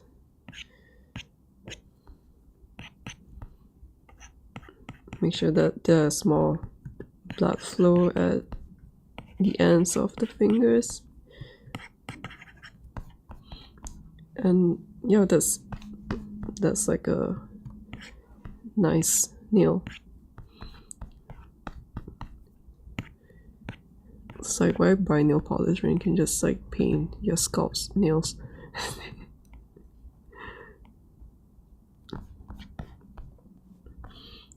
And then for this one, I'll just do like a basic nail color.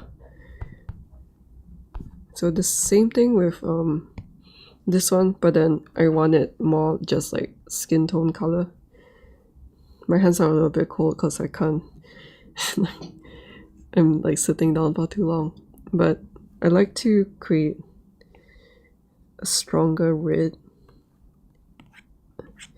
Actually, let me reference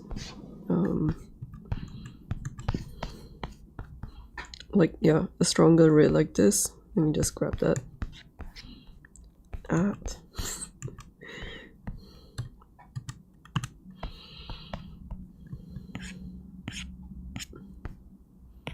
Something like this, and then I will use white.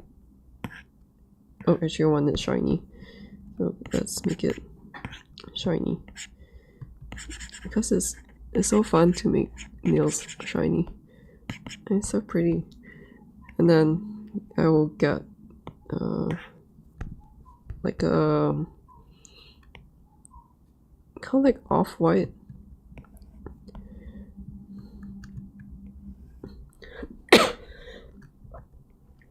And then I'm going to paint in the fingernails like this. Because different people, different nails. If you want like the cuboid kind, then you should. I can just show you. So from far, it should look fine. So if you want like short nails, or if you want like you know, those square nails, or if you want the, I think like this, make sure that when you're pulling it out, the same thing applies here, where I'm not pulling out from this point here, I'm pulling out from the nail. So even from this front view, I'm just like pulling out the nail like this, something like that, and then you can fix that up. But in this case, I want my nails to look like this. Actually, I want it to be a little bit more skin tone color.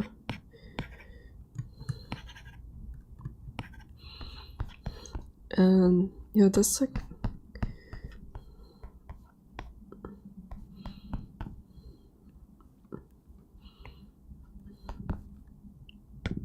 isn't sculpting a finger like so satisfying? Oh, they see the shape is so weird here, so make sure that I am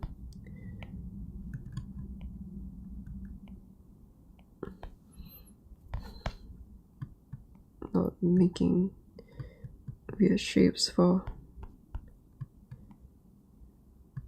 the side view.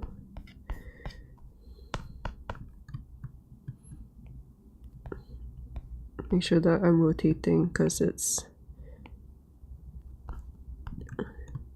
oh, I kind of forgot that we want to create the curve on this edge like that. But also make sure that the nails are not off in the other angles. Something like this.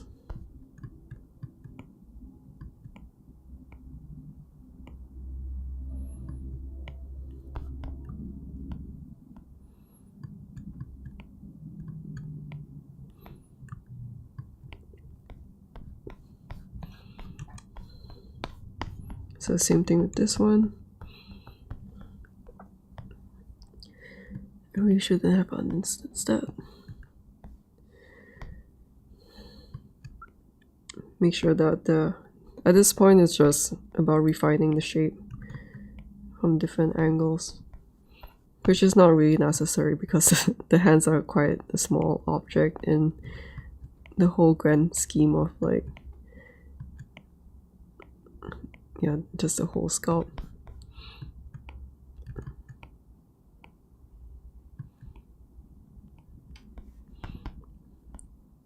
So just back and forth like this.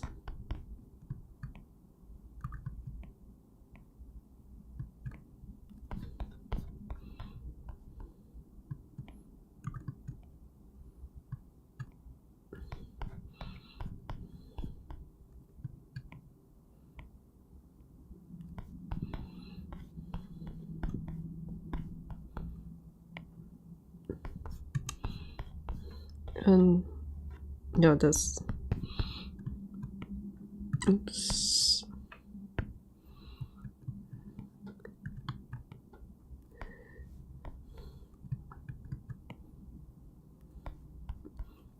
This is one of my favorite things to sculpt. I think also because like there's like a whole step-by-step process. And like if you just correct the shape of the tube,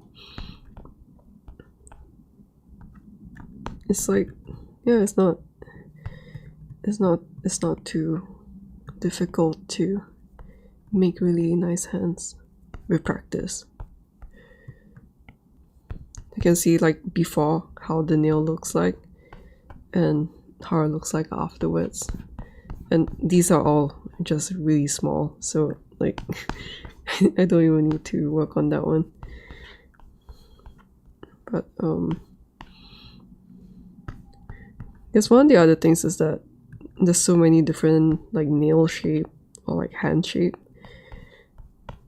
So if you're like, if the sculpt is relatively correct, oops, I need to paint this.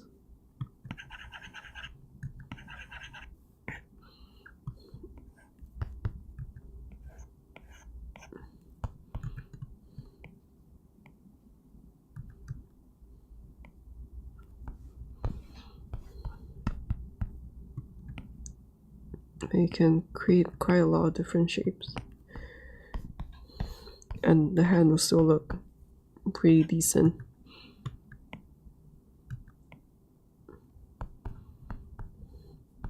And then make sure that, especially on the edges of the hands, that the paint is not too messy. And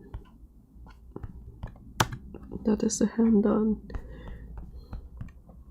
I think from this point on, I'm just going to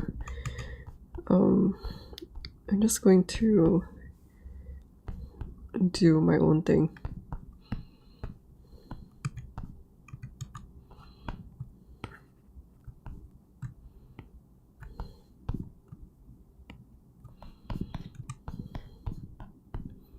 I hope that you have fun sculpting your own hands. I think I probably want, like, the pose is like this. I think the other hands probably want to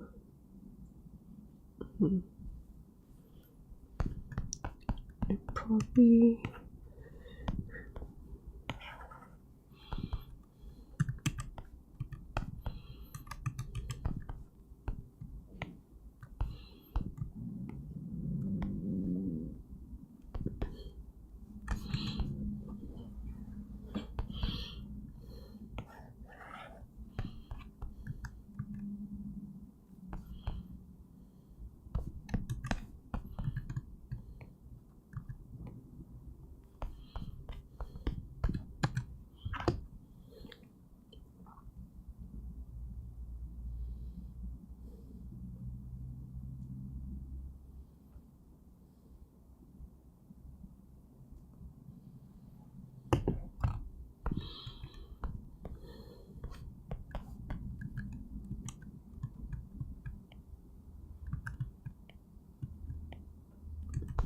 probably just voice out what I'm thinking about as I move this.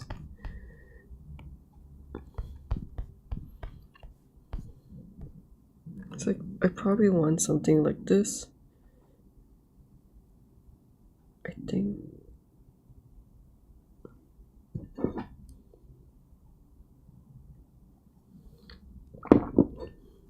Actually, I'm going to just take a break because my brain's a bit overloaded.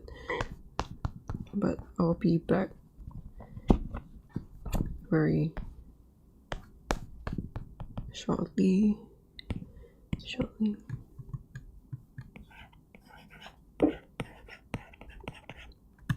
You know.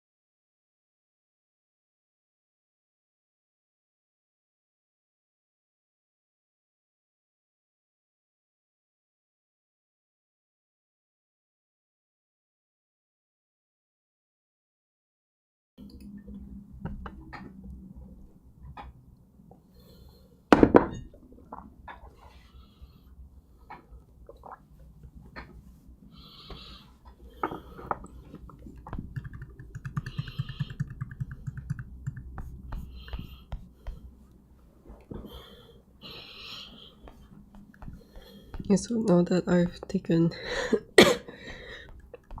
my eyes off this for like 5 minutes, I think the bicep is a little bit small.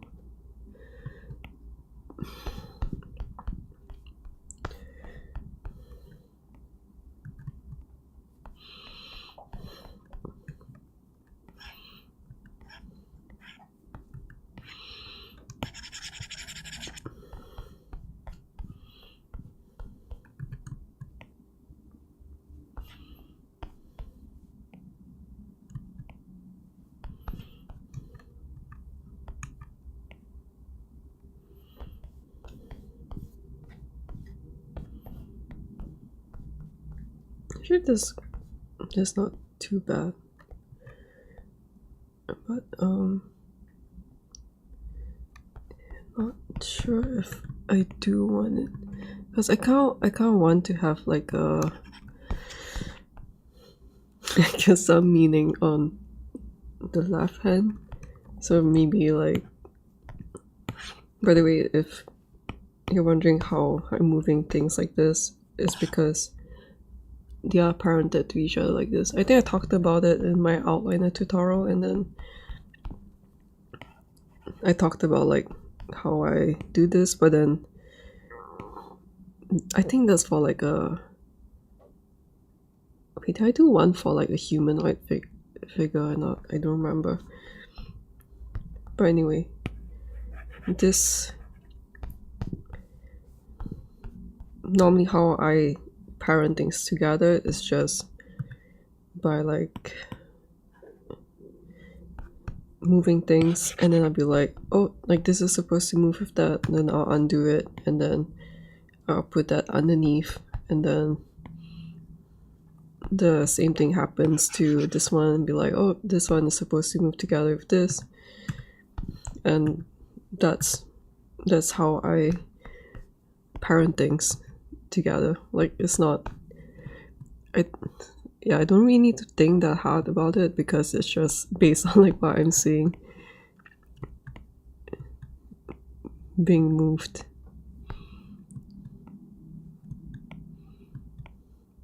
Everything is just done organically. That's just how I like to have fun sculpting. So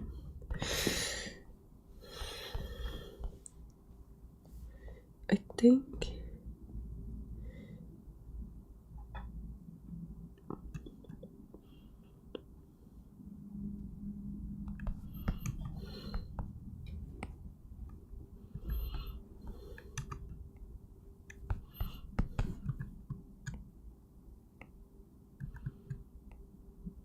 in terms of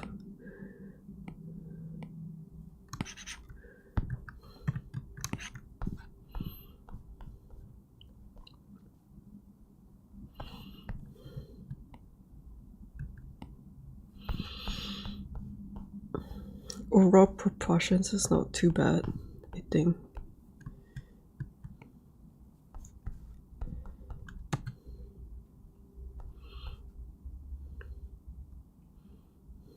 Because when it comes to like just having a blocked in body shape like this, and then I want to bend things around, the places like elbows and all that is going to be problematic. But for now, like, I don't really have to care about it that much, because everything is just... I'm more interested in getting the forms right. I mean the pose and all that, right? So I can't like leave these to the last, but I do try to make sure that it's not too bad. But I'll try to shorten this, and if I don't see anything, any issues with the other side, then I can keep that change. But then there'll be times when like these kind of changes will make this look very off. So I just have to be careful with like how the other side looks like. since they are instances of each other.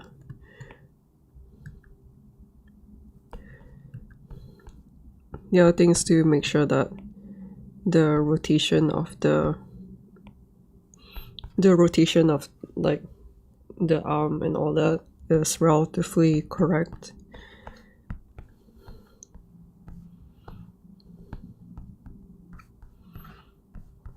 I think one of the things is that I want this one to be shorter.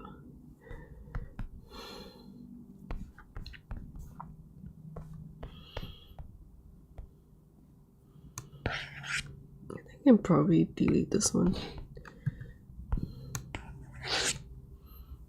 This is one of my favorite hotkeys, which is to hold down the smooth shortcut and then lasso select things. I think when it comes to, you can see like now it's in the light, it's a little bit too red, so let me bring this back to normal. It's quite hard to see things in the darkness.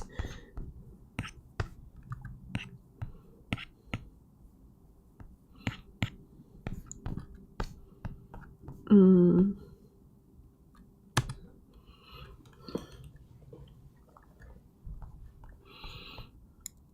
feel like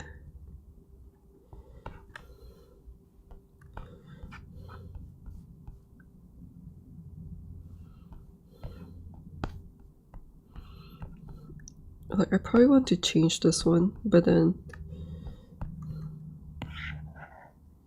because like I think putting it like that is a little bit too like too passive, I think. So I think it's definitely going to be up at top. The legs are not final yet, the positions. So I think,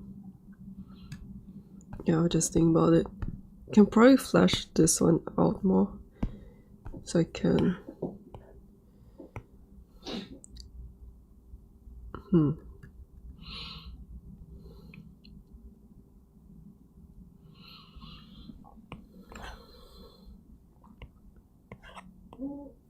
I can probably bring instance the torso over here. So I'm going to just instance this. I don't really like the color match. And I'll move this here. And I will move this one. I don't really know what I want her pose to be like. But I will just delete this off.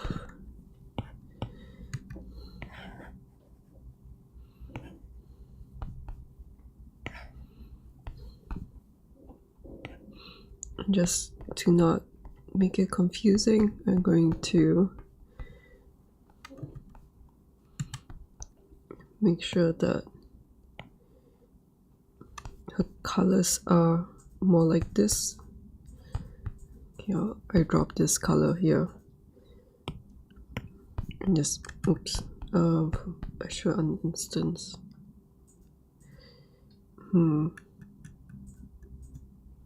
Okay, I'll uninstance.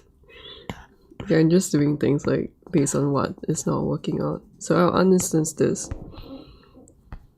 and I'll select all this and paint this so that it's not that confusing,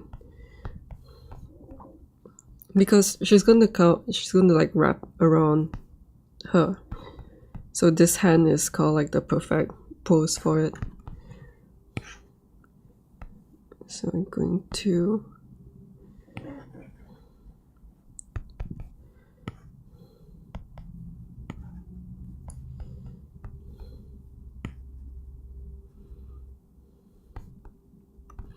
let me hide this a bit because I can't really see what's going on.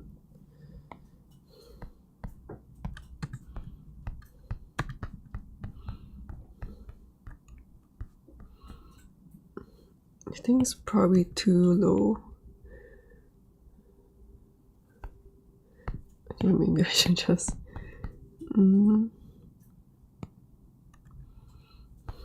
I want this to move together, but at the same time it's I think because everything is kind of like rotated around. Okay, let me do this.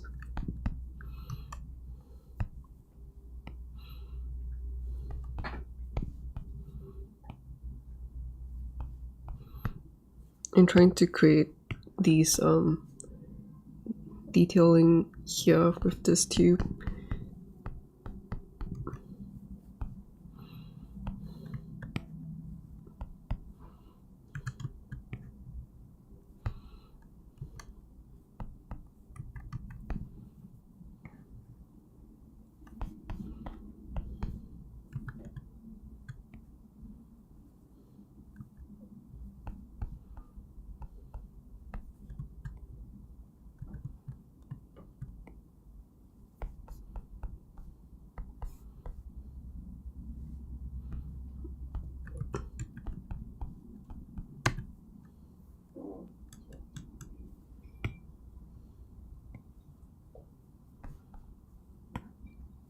Now that the torso is not too bad, I can bring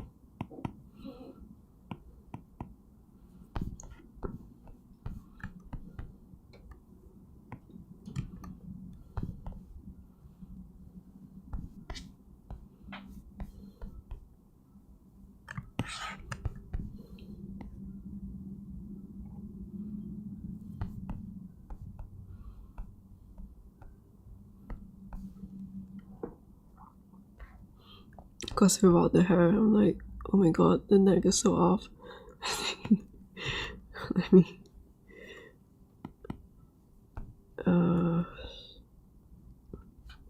Where's the center of? Okay, it's there. So I probably want to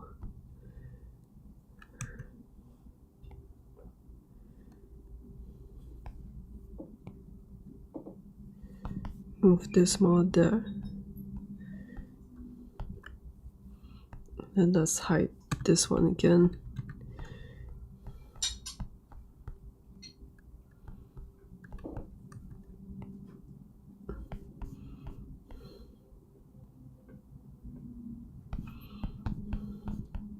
Then that way I can make sure that I'm not intersecting her to her that much.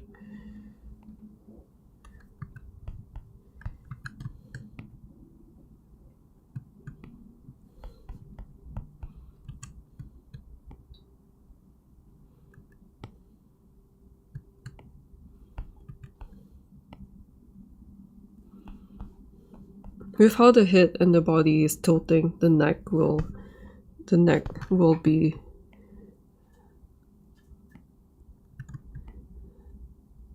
quite a different shape. So I just try to get it like as close as I can to whatever that I want. I probably should like, initially I was thinking maybe I do the torso together with this one, but maybe it just makes more sense for me to not put the torso together with the neck.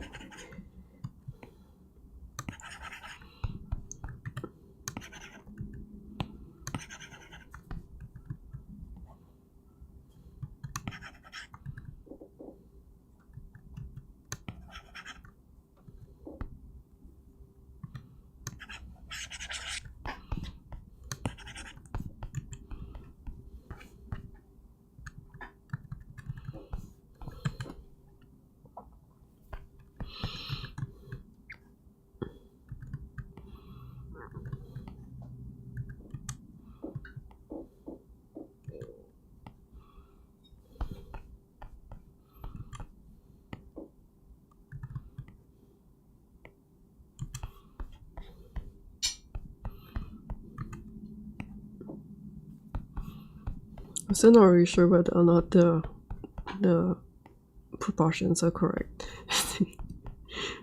Maybe they might be wrong.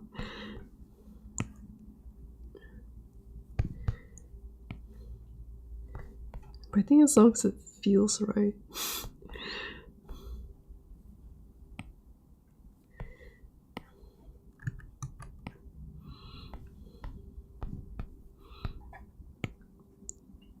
Normally for things like this, I'm just rotating one axis at a time. I've been thinking about like what do I do with tutorials and stuff, because like after last year I realized that like making tutorials and all that separately is like in some sense extra work, and if I have a lot of, which I guess is fine for people whose like main focus of the channel is like to create tutorials. But after last year and thinking about things overseas, I'm thinking like I do want the focus to be to finish things, finish personal works, because it's just so fun to do all these things. So I'm still thinking about it.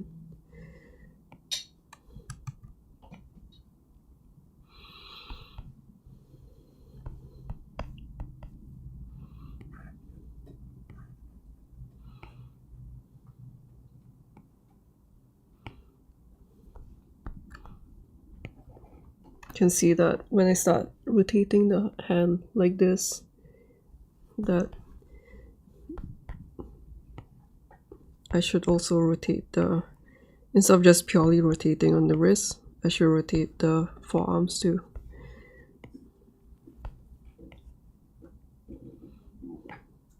Then that way the connection doesn't look that off.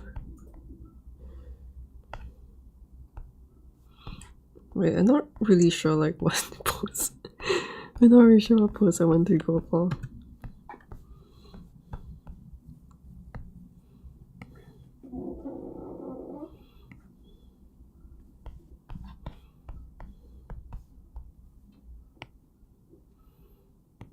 Because like do I want her hand to be the same? I guess probably not. I think I probably want to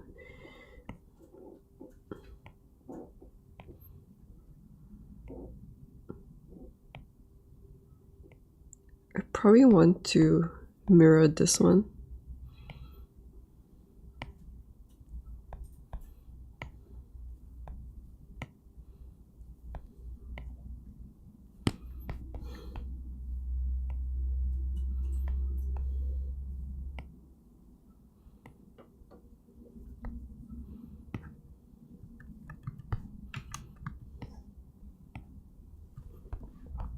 Forgot to fix the, let me fix the gizmo for this first, because I trimmed this earlier, so I need to make sure that it's the correct spot. This one also. Okay.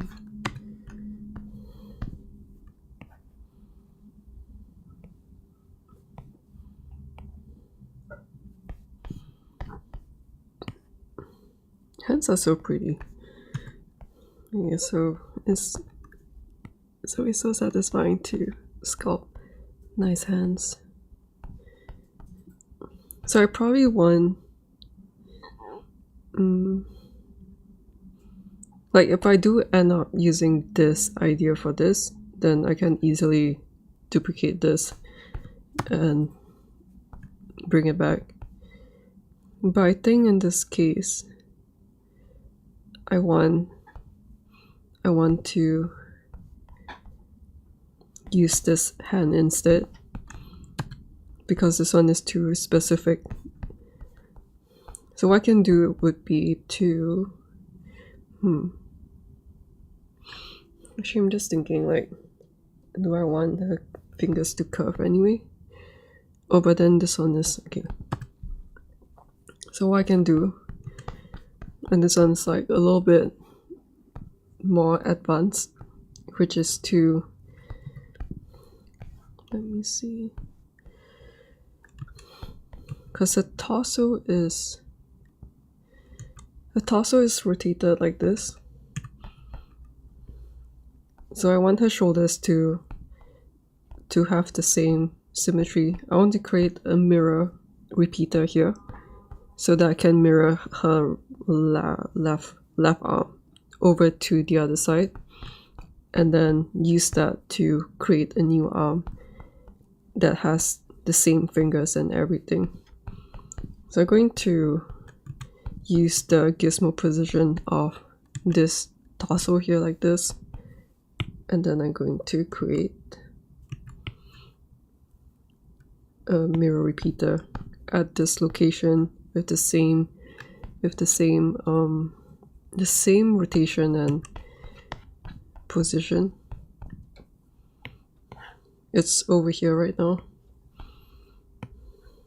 so I'll take this one out so that I can have this,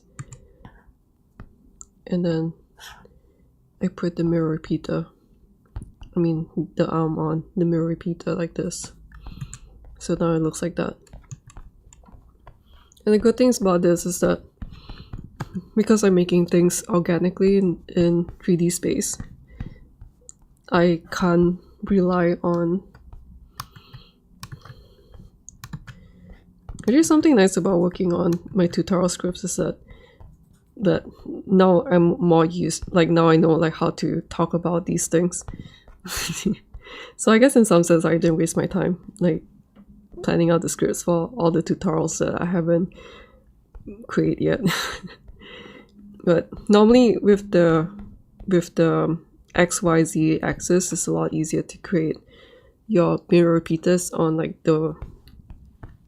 in orthographic view and then post the figure out afterwards. But then if I'm actively creating this new model where I just sculpted her face and her body is not finished yet, and now I'm creating her body in real time, then I'll need to create the mirror repeaters based on her location that's relatively matching what her body is doing. So I'm not going to, because her body is tilted a little bit more like this. Let me...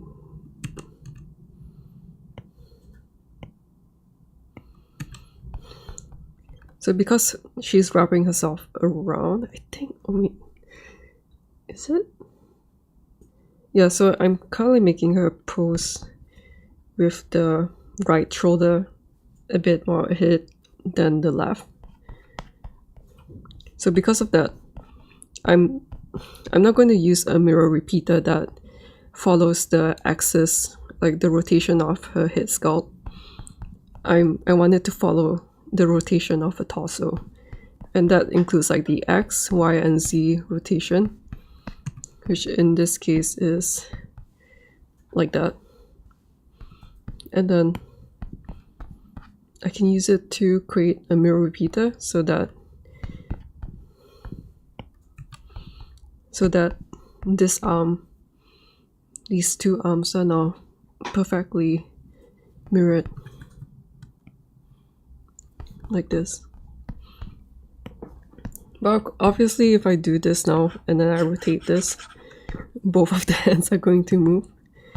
So I'll need to validate the arms, and I want to keep the instances. So yes. Let me hide this arm first. Make sure that the... Wait, actually... Oh, wait.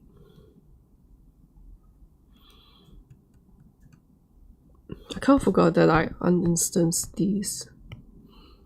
Does it matter?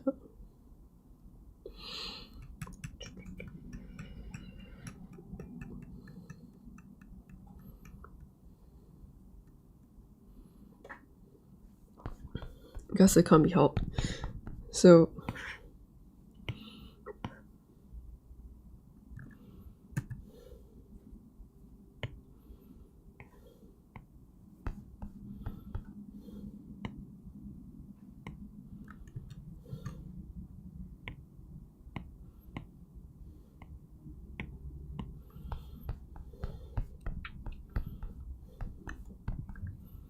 So now that I've uninstanced this one, I mean validate the mirror so that they are instances of each other.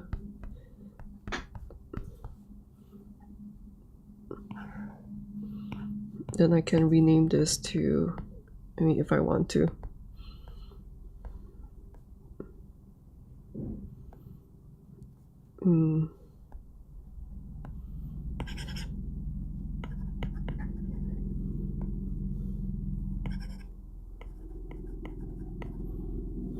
I don't like how they auto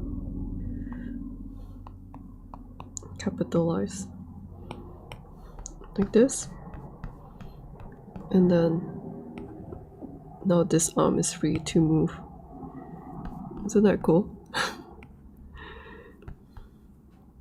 So I kind of have this idea in my head that I want her to kind of like wrap her hand around like this.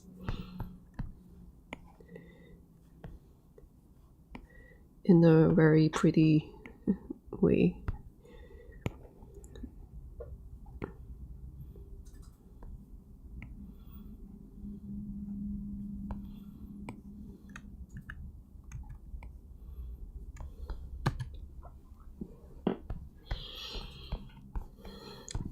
Because I don't really want her arm to be purely straight.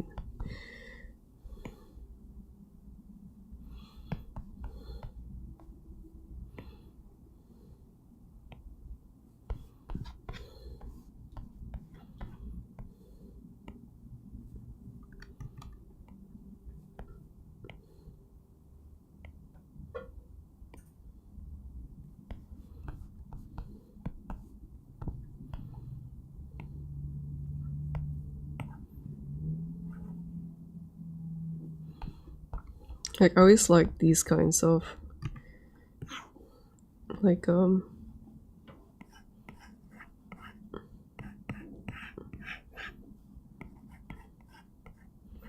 especially when I draw them out. Looks grotesque right now. Like, I like this I like these kinds of like expressive shapes. So I always look out for those kind of things.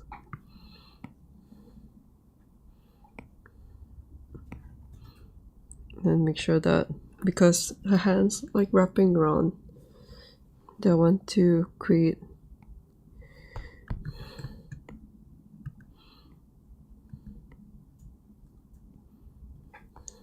when it comes to bending the fingers slightly, I try to lift up from like the top of the joint.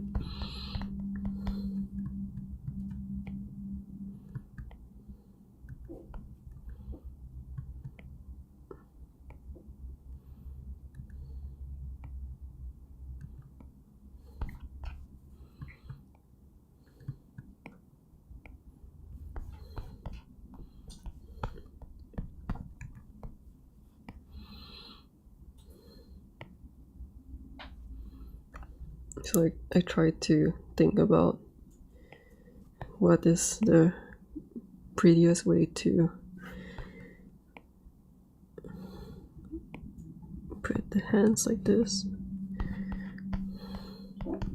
And I'm always mindful, like when it comes to instances, I'm always mindful that whatever adjustments I make here is going to show up here. So I try to, if it's a very minor adjustment, then it's fine, because I know that it's not going to change the other side that much. Something like this.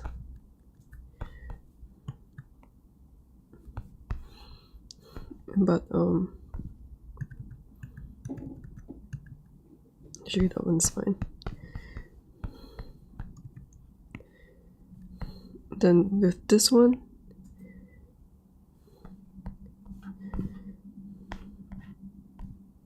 it's going to, because it's going up, I want her to hyperextend this more. Oh, wait. Oops, dynamic topology is open. I keep forgetting. Okay, let me redo this without dynamic topology. I was like wondering why the resolution is so shit.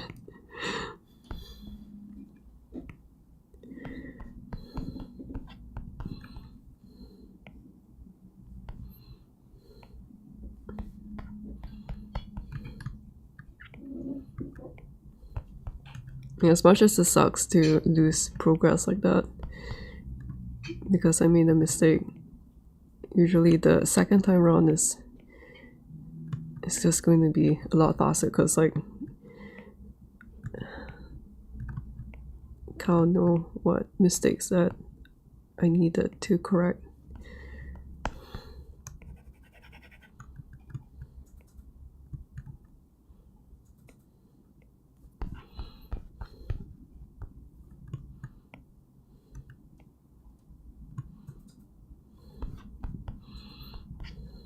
Because I know the pose for this hand better than the other one, I'm not really that worried about changing the poses of the fingers that much. And because like I still don't know what this one's going to be like, so yeah, I'm not really that worried about that one. So the same thing, I'm adjusting from the top side, then that way I can have like the nice curves.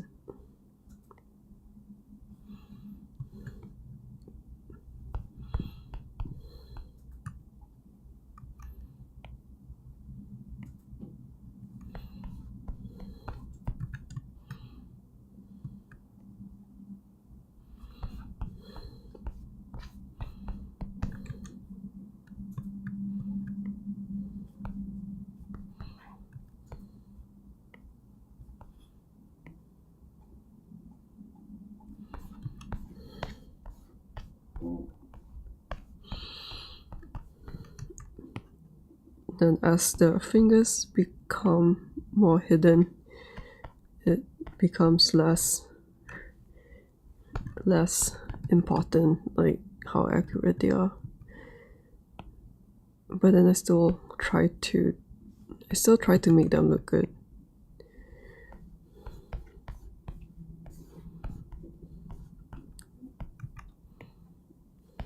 So look from the top view.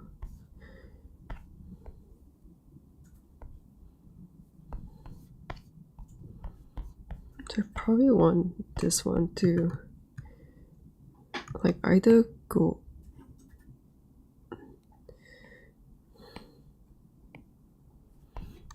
maybe something like this. I don't really need to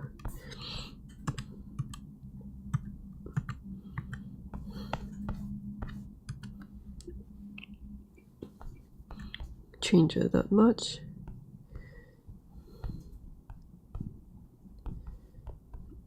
I think like I think I do need to change some stuff.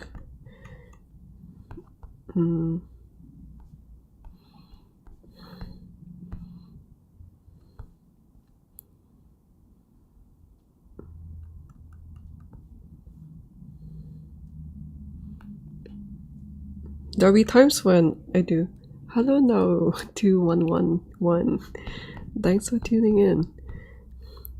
So there'll be times when I want to rotate objects from the other end like this, and I actually I can.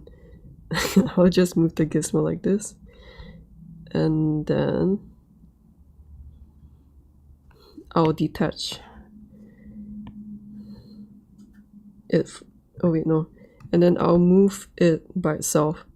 So from you can do that by in the gizmo tool. That's this group thing. You can set the target to object only. Then that way, if only the forearm is selected, I can move the forearm like that by itself. Then the same thing for this one. I'll move it by itself.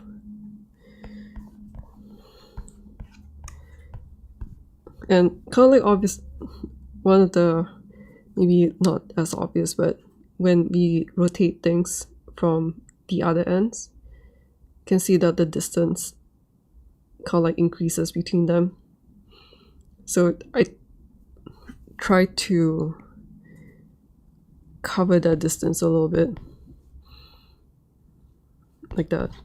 And because this is a sculpt, so I don't need it to be very accurate, but then I just try to keep things like that in mind.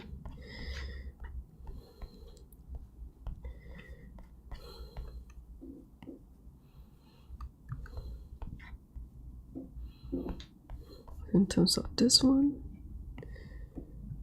oops. Oh, and then now that I don't want this to be rotated from there anymore, let's bring it back up and change this back to automatic. Then that way I can adjust everything together again. Everything that is parent, all the objects that are parented to one another.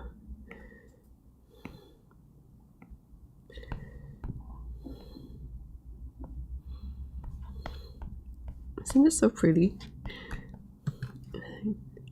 Can I sculpt like this even if I don't have the same patience? I think so. Why not? I mean, different people. There's so many different ways to do things.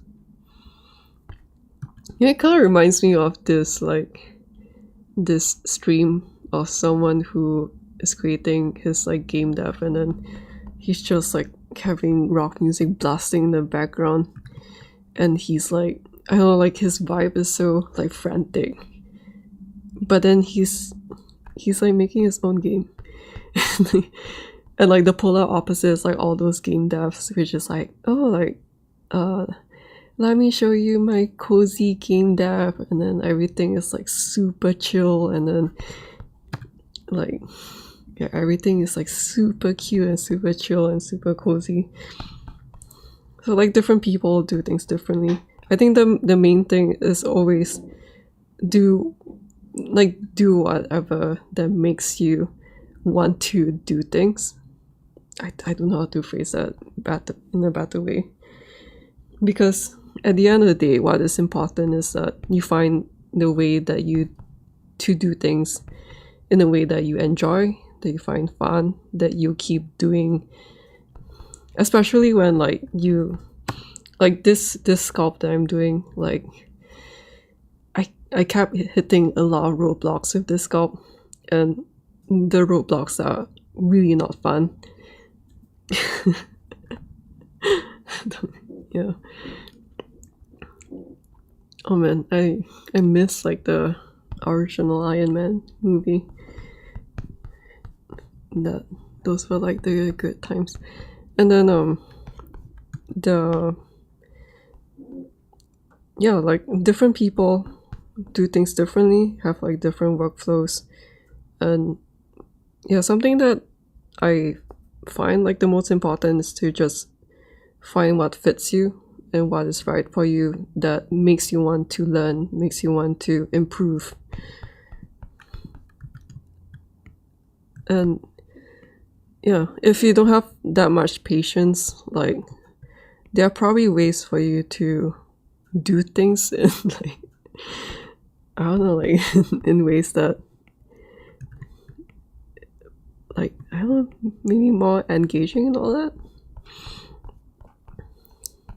For me, I like to internalize my thoughts a lot and too much, and then I like to problem solve and all that, so this is just the way that I find myself doing a lot more sculpting than I ever did in my life.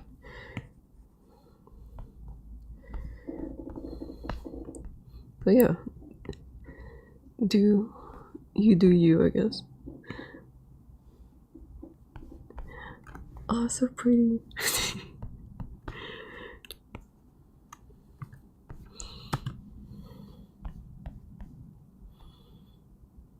It sounds still a bit off, right?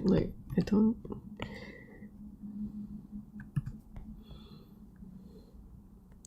Maybe if I do like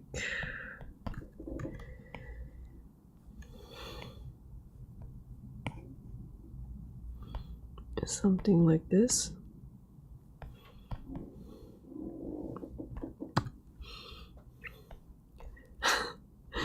You know what? Same. I'm also always trying to escape.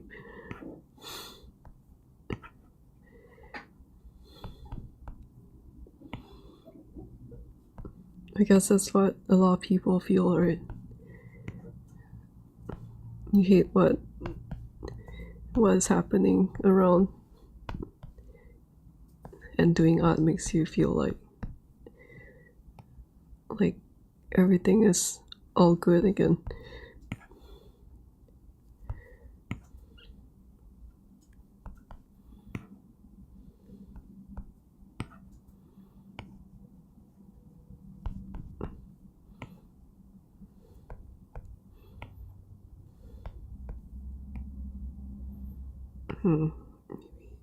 Like this, like this.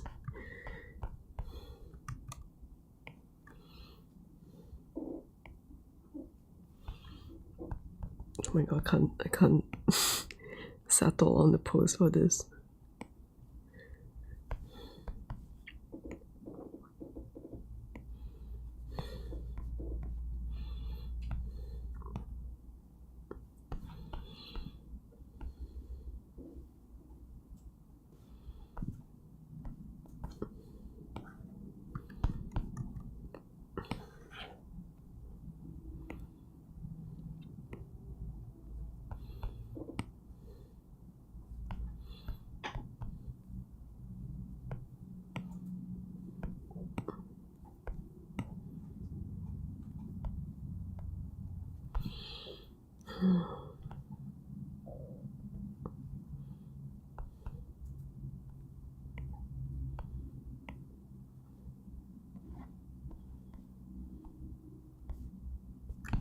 Okay, so like when I'm stuck, I'm just to move on.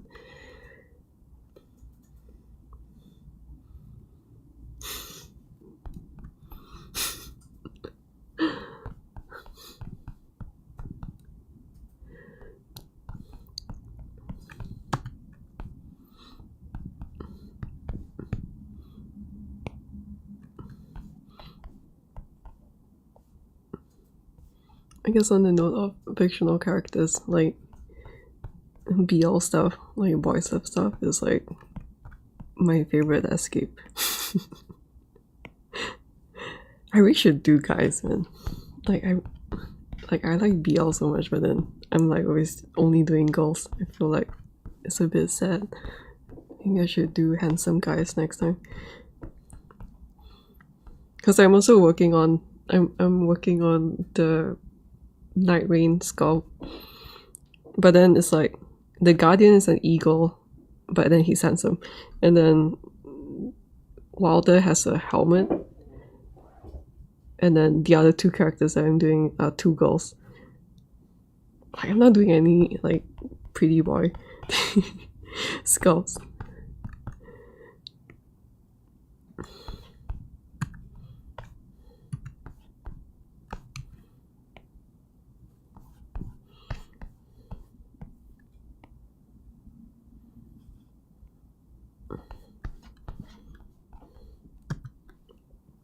So I think, oh my gosh, really so late. I wanted to do a head sculpt, but then actually that one might take a while.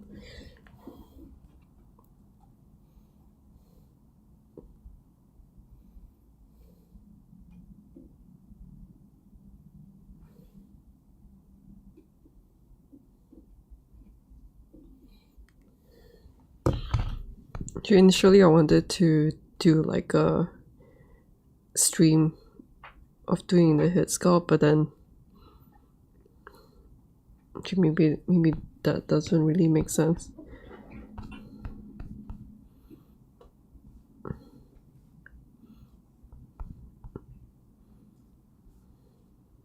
I should just duplicate this one.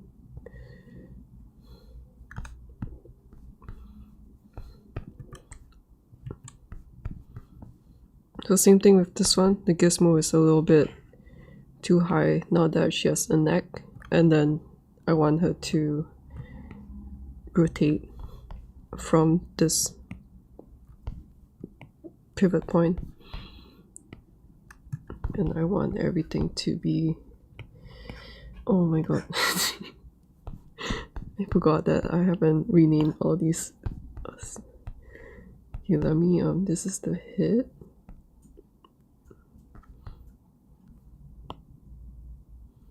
Which one's this?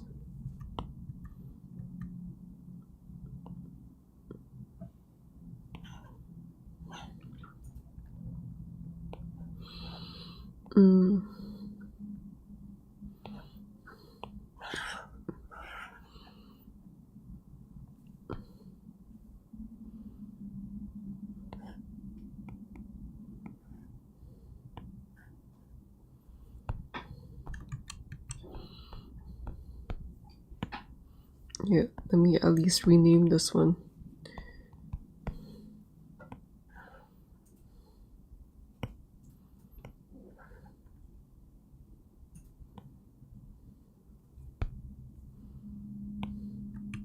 There's a half fringe, another fringe.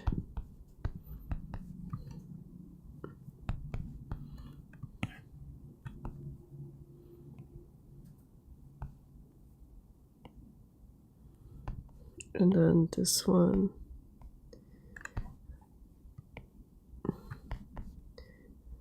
It's another fringe, another fringe. After the stream ends, I'm going to bring out my keyboard and like rename all these, because it's kind of like a pain to not to rename this without a keyboard. So now everything should be together.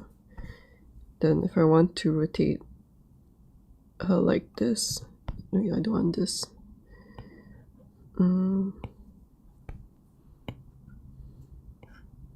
This is the ear.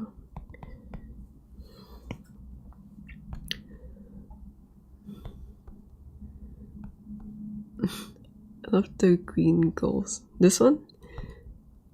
Is she tall? I don't know.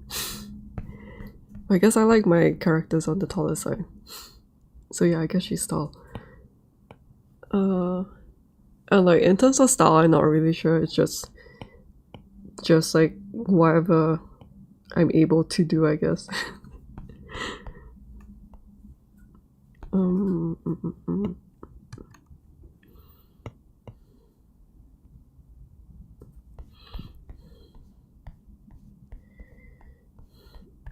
But like I guess like I don't know what I like, because I like too many things. But at least I do know that I don't like. Let me rotate this first. I don't like pure really realistic things. Why is this so off?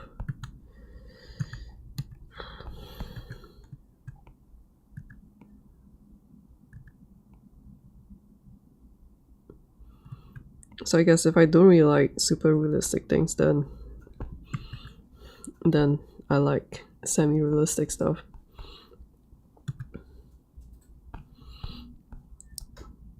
But yeah, I like the painting that I did of her too. She didn't look like this at first. Like the both of them didn't look like this at first. And then I had to like revamp them, because I was like, oh my god, this is not turning out well at all. So I'm happy with how they turned out. Yeah, I really like this. Which is like kind of the stupid thing of like, why did it take me so many months to look at this again and be like, why not just sculpt them? It's so stupid. Because I based this sculpt on this one. As I was painting this, I was like, oh my god, like I really want to sculpt this right now. And that's how this whole project started. But then yeah, it's like somehow, I guess it's like the disconnect between 2D and 3D things. And yeah, I listen to music on my headphones, like, not sure they can see. And yeah, my stream is quiet because I don't bother with like, I guess like there's some streams where like they put royalty free music in the background or something, right? But I always hated those kind of music, so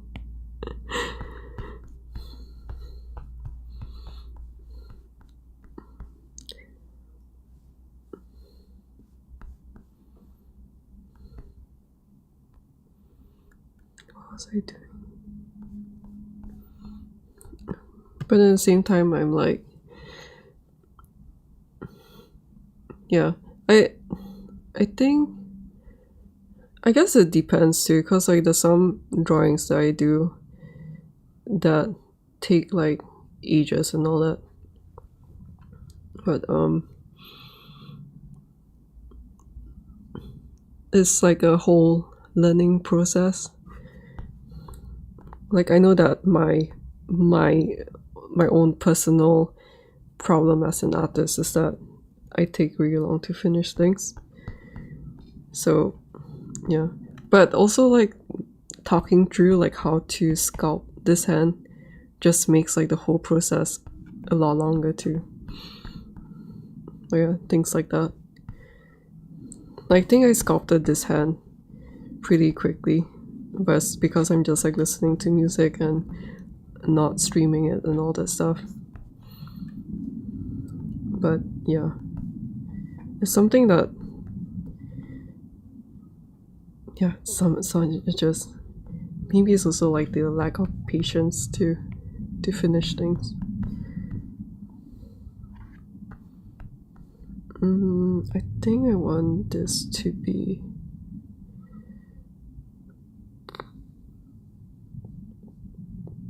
I probably want to duplicate this.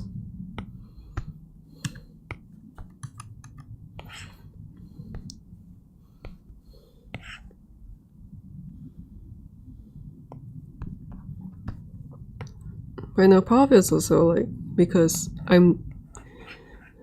of like stupid personal problems, but I feel like I'm never comfortable with like how quiet I am. So in some sense, it's like doing these kind of things made me appreciate myself a lot more, I think. Just enjoying what I do. I'm not really sure whether it makes sense. But like part of the stream is also like just to be comfortable with myself, which I find it like so difficult to do. It doesn't matter like what other people think, as long as I can learn how to be comfortable with myself. I think even if it takes like 5 years or 10 or 20, 30 years, I think that's something that I want to aim for. I'm not really sure how to, oh shit.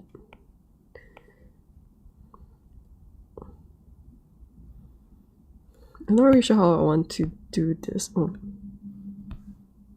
I made this wrong.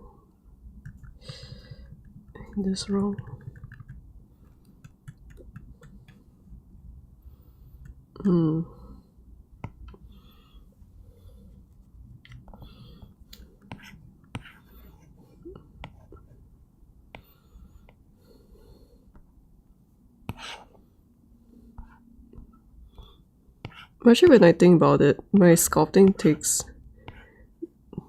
Hey, what is this?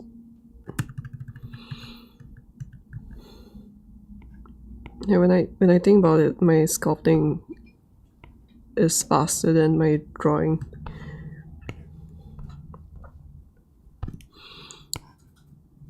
let me see.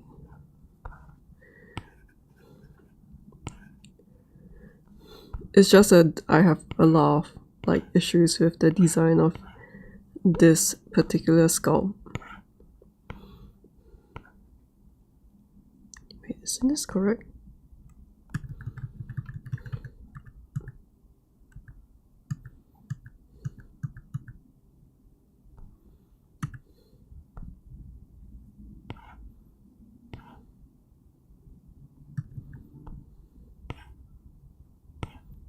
Where's this way?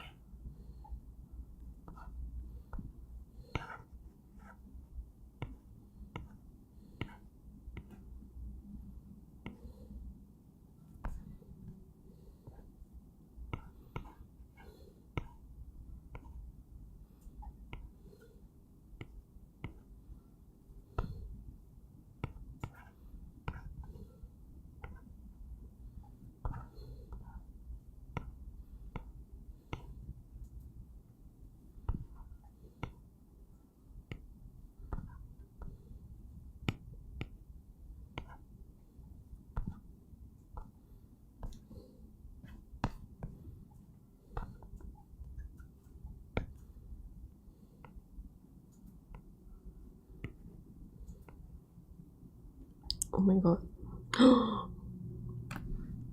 Oh no, I didn't save. Well, I guess that's about it. I'll just... Oh my god, I hope that I save. Okay, I think I'll just end it here. Nomad wants to crash. And do you get cool ideas from sleep dreams? Oh, I wish that I can get lucid dreams, man. That's so cool. But no, you know, my dreams are like so shit. It's always about people in real life and like stupid social settings with like it's just like stupid, boring, like so boring. And it's like the most basic would be just being in like some social settings and like I don't know, like I can't think of anything, but maybe like what kind of stupid things. But yeah, it's just maybe if like, oh, you didn't close the door, that kind of stupid thing. And then like in dreams you can't really talk or shout or anything because like punching or like moving feels so sluggish. And then I'll wake up and I'll be like, it's so lame. Like, I wish that I would just dream of like flying in space or something. Like, stupid shit. But yeah, I get my ideas usually from Tiger123. I will see if I can look it up.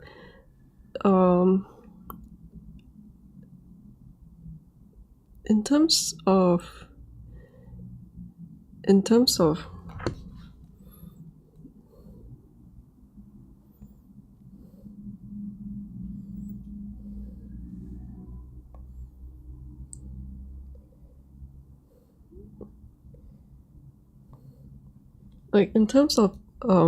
inspiration, I think at least recently it's usually when I look at like scenery or like plants, or when I listen to music and then like a idea pops out in my head.